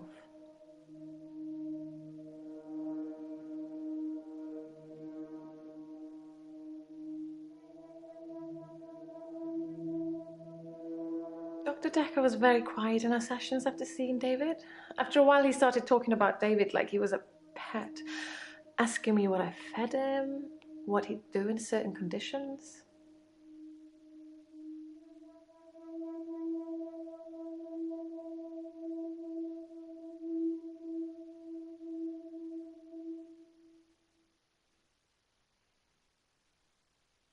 Dr. Decker asked me if I'd ever accidentally locked David in, which I hadn't, but curiosity got the better of me, so I locked him in the lake house. He couldn't get out. He didn't have the wherewithal to operate the lock. I think he was fascinated with it all, and David and I had become new test subjects for him. When I said David never listens to me, he urged me to start giving David treats for pleasing me. Not in that way, but showing him how to close a door, for example. If he did it, give him a treat. It did actually work, but I had to stop myself. I felt like I was training a monkey. It just wasn't right.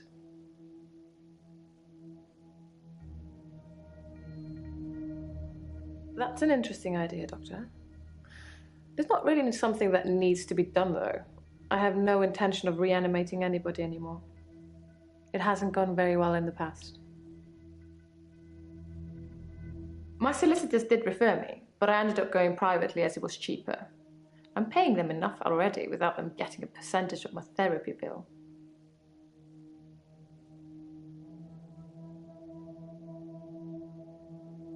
I'm fine. I'm worried. My pursuer in the hour, he's definitely military. I've developed a new skill to deal with him.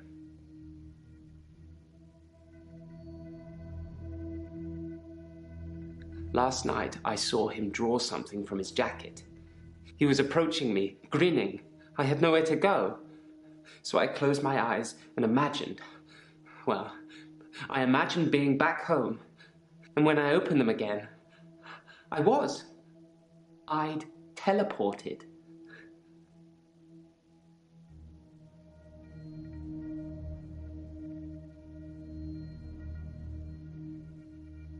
Work is fine. If anything, I've been falling behind again. I think it's the stress of not being alone in the midnight hour anymore. My other doctor had prescribed me sleeping pills before I came to see Dr. Decker. I think they were called temazepam. I never took them. I saw Jessica across the street this morning. She waved, but I just crumbled.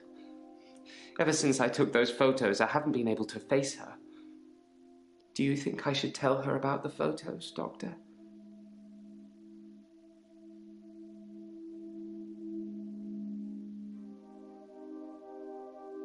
I didn't think I should either. She'd hate me forever. Maybe when she next waves, I'll at least wave back.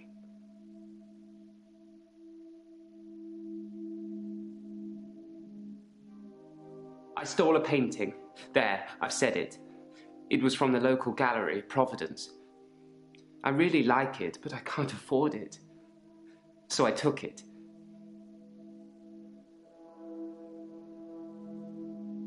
It's just that one thing, just the painting I've stolen recently. I think my new pursuer is unraveling me. Is it okay to steal things, Doctor, if I really like them?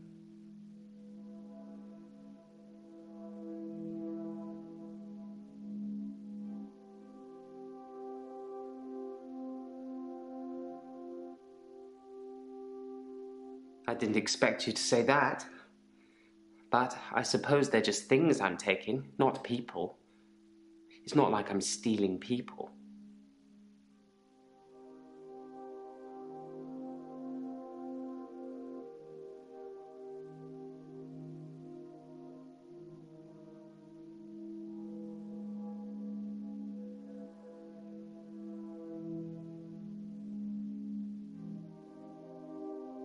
I never saw Dr. Decker touch a drop. Doesn't mean it wasn't going on behind closed doors, though, does it?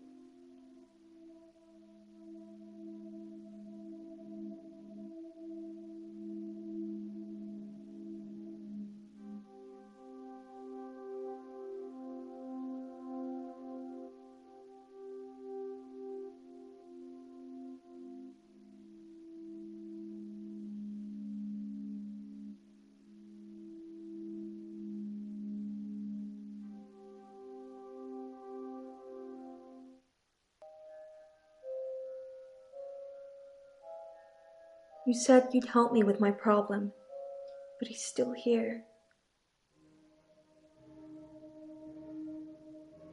Dr. Decker, he wants me to kill people.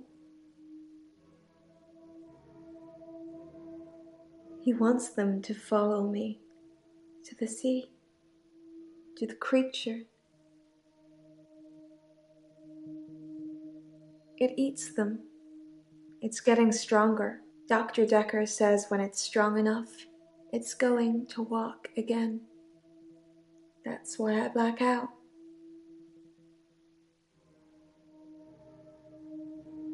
He doesn't want me to know. He doesn't want me to remember. I'm feeding a beast that wants to eat us all. You've got to tell me, Doctor. You have got to tell me the truth. You're dreaming, but your dreams are the truth. Don't forget me when you wake. I don't know how I'm in your dream, but now we're together. Let's play a game. I say a word, you say a word. Ready? Guilty. Murderer.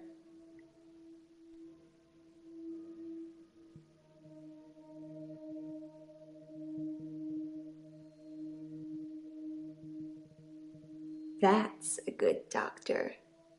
Now, just give me those 3 little words and I'll let you go. Yes. Yes, you do.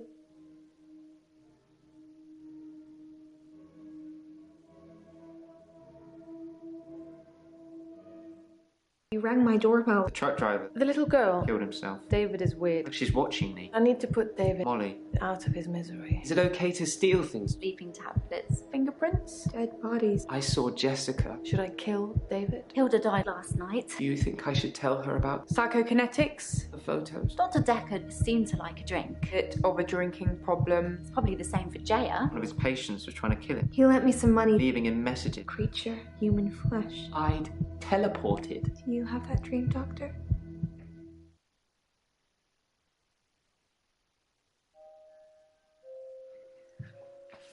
Oh, doctor. You look...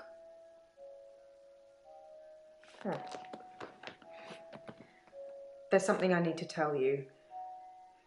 I can't find Dr. Decker's prescription pad anywhere. I'm not sure when it went missing, but I don't remember seeing it for a while. Yours is there, but I'm scared one of the patients may have got their hands on it. Let me know if you find it, anyway, and ask me about Mariana later. I've got news.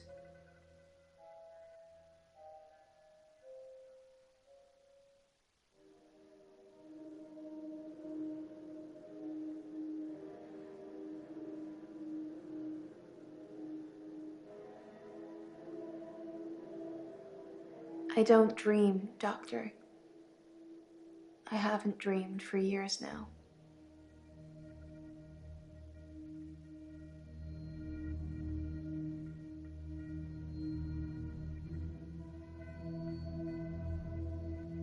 I'm fine, Doctor. I went to the beach, swam under the sea, and returned to tell the tale. No blackouts. Nothing.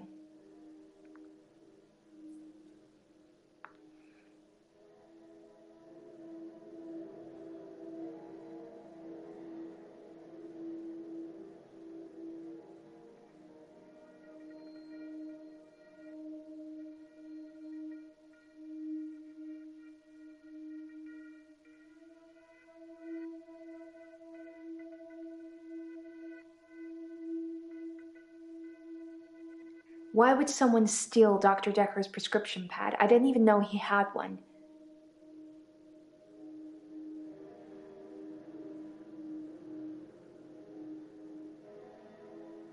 People follow me into the sea. I don't force them, they just follow to see the creature.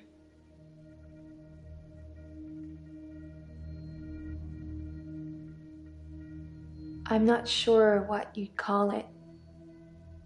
A wisp? A star? It's so bright and warm and loving.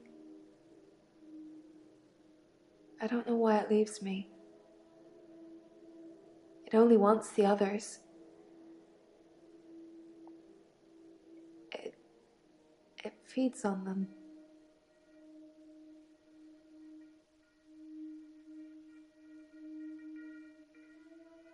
When I look down, I black out. But if I can just keep looking forward. No blackouts. I can just swim back to the top when it's finished.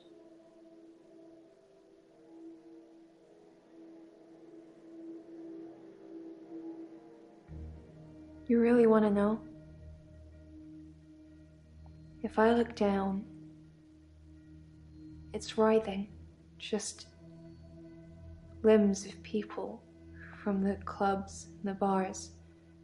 Not just from this week, but last week, last month, last year.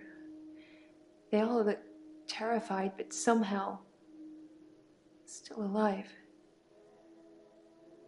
The creature, it's all inside them, poking holes through them that they shouldn't have. It just eats them. Slowly.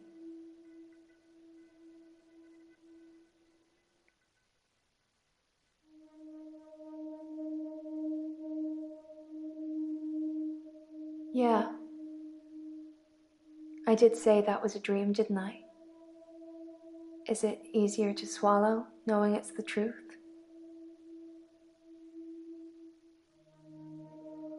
The truth is, I'm not like you, Doctor, or anyone else. I can swim to the bottom of the ocean for hours, and people follow me,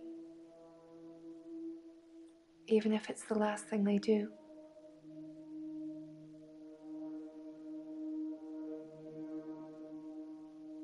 The missing people, that's where they go.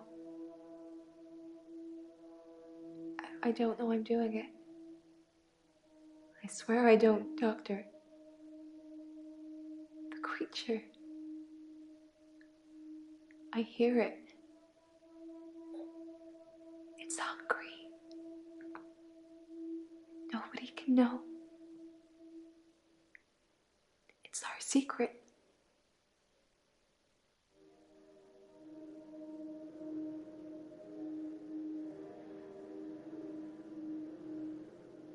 I can't explain what happened with John.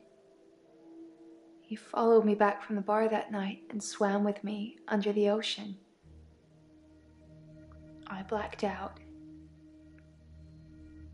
He'd gone.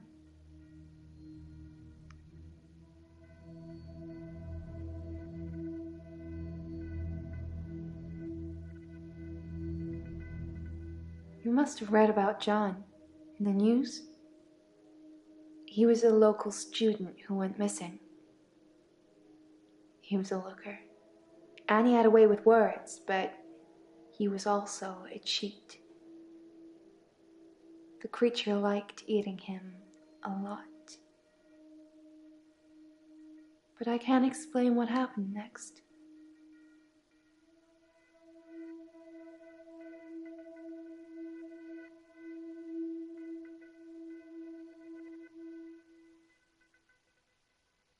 I left him to be eaten. And the next morning, he turns up in my bed at my house. He's not wet at all. No signs he's been in the sea, but he has holes in him. Lots of holes. His inside is on the outside. Just ball of tangled worms. And now they're blaming me, but you knew that, Doctor, didn't you? That's why I'm here.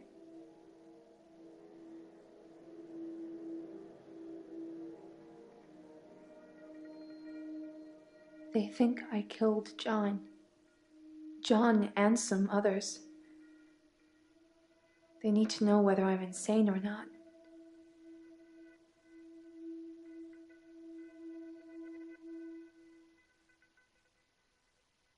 My lawyer, he says I'm insane, but that he needs you to rubber stamp it. Do you think I'm insane, Doctor?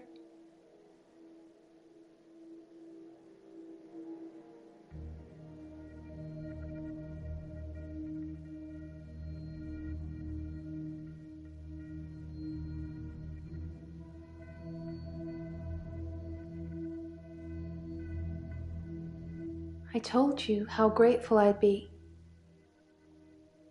But you need to fix my problem first. If they try me as sane, I'll be in prison for a long time. And then, how would you get your reward, Doctor?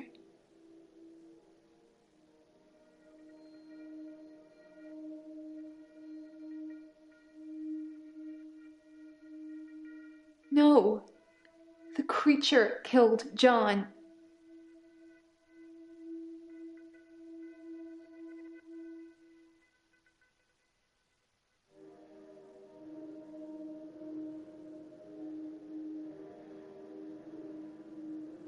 I prefer actions over words, Doctor. You know that. Wow. That's a low blow, Doctor. And after all our sessions, I'm not a thief. Even the loan, that was just unfortunate.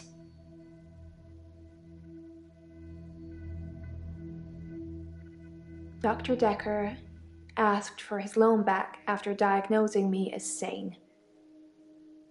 In his opinion, my blackouts and everything else were fictional. He had no proof, of course, either way, or I'd be cured, but he asked for his money back, and I didn't have it.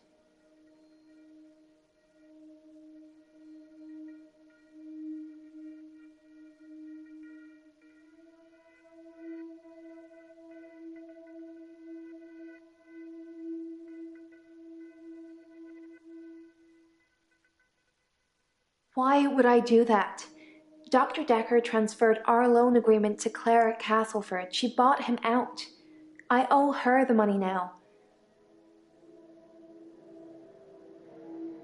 I don't know why she did it, but Dr. Decker got repaid, and now my agreement is with Claire. You should ask her.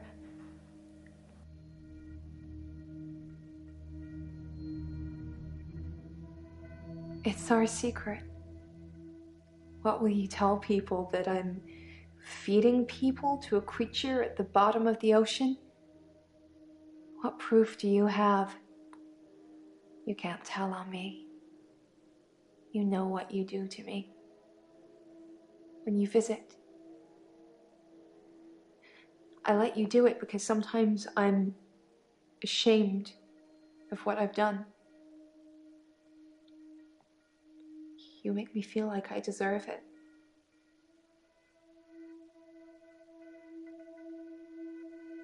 You get inside me, Doctor, and it hurts. And you don't care.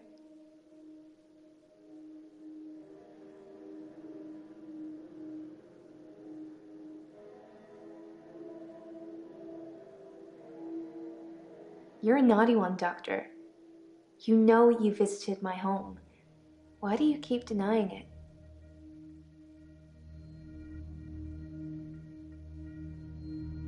Don't you remember? That's a shame. You had fun.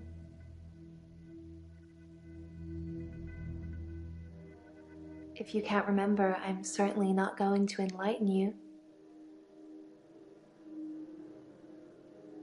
She's the woman that took over the loan I had with Dr. Decker.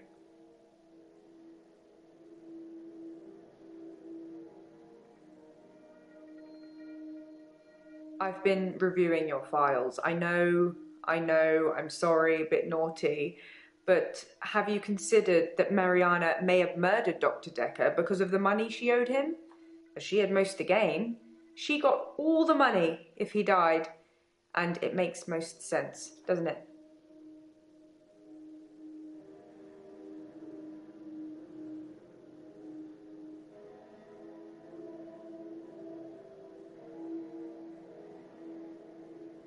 Dr. Decker's prescription pad is still missing.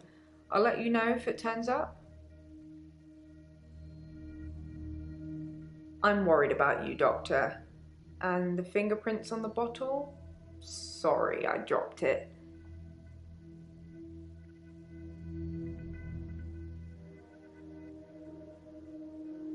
You just seem a little different from the person who turned up all those weeks ago. You don't talk to me as much as you did. You flitter between patients in a daydream. Tell me what things are bothering you.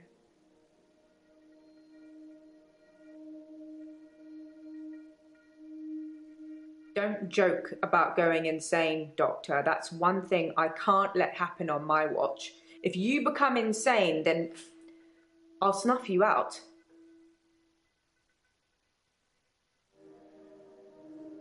Dr. Decker had, in my opinion, become clinically insane, and it was rubbing off on the other patients. Maybe I would have put a stop to it, but I didn't need to. The grandfather paradox did that for me.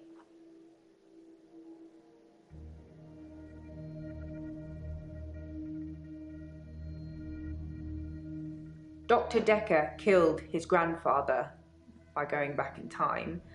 At least he thought he had. An earlier version of himself knew this would happen, so to prevent him from preventing himself from being born in the first place, he took an overdose, sleeping tablets and alcohol. At least that's how he explained it to me before he did it. I think I'm okay with the grief now. My mother died suddenly, and I think I was projecting Dr. Decker's death to be about her. I know they're not related. My mother died suddenly, like Dr. Decker. For her, though, it was different. She burst into flames. I was 7. They said she must have been smoking and drinking on the sofa, but she doesn't smoke or drink. Professor Alderby said it was spontaneous combustion.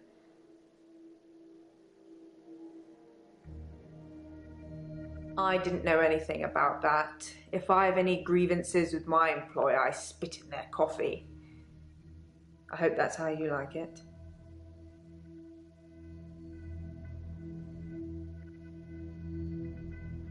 Don't become like Dr. Decker. I think that somebody killed him because he was using them. There's some footage I can't show you because it would affect you too much. Suffice to say, when Mariana told him she could breathe underwater, he wanted the same power for himself. So instead of trying to cure her of it, he'd try and amplify it to see how it worked, so he could imagine it for himself.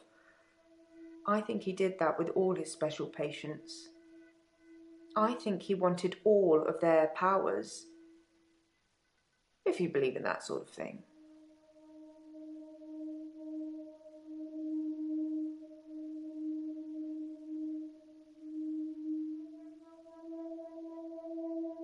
Any patient who presented with psychokinetic issues, they were his special patients. Towards the end, he began ignoring all the other cases. Most of the patients saw it as a curse, what they were experiencing, what they were unwittingly doing. Dr. Decker saw it as an ability, a power to be harnessed and used for, well, God knows what he was going to use it all for. So we made them give in to it, and it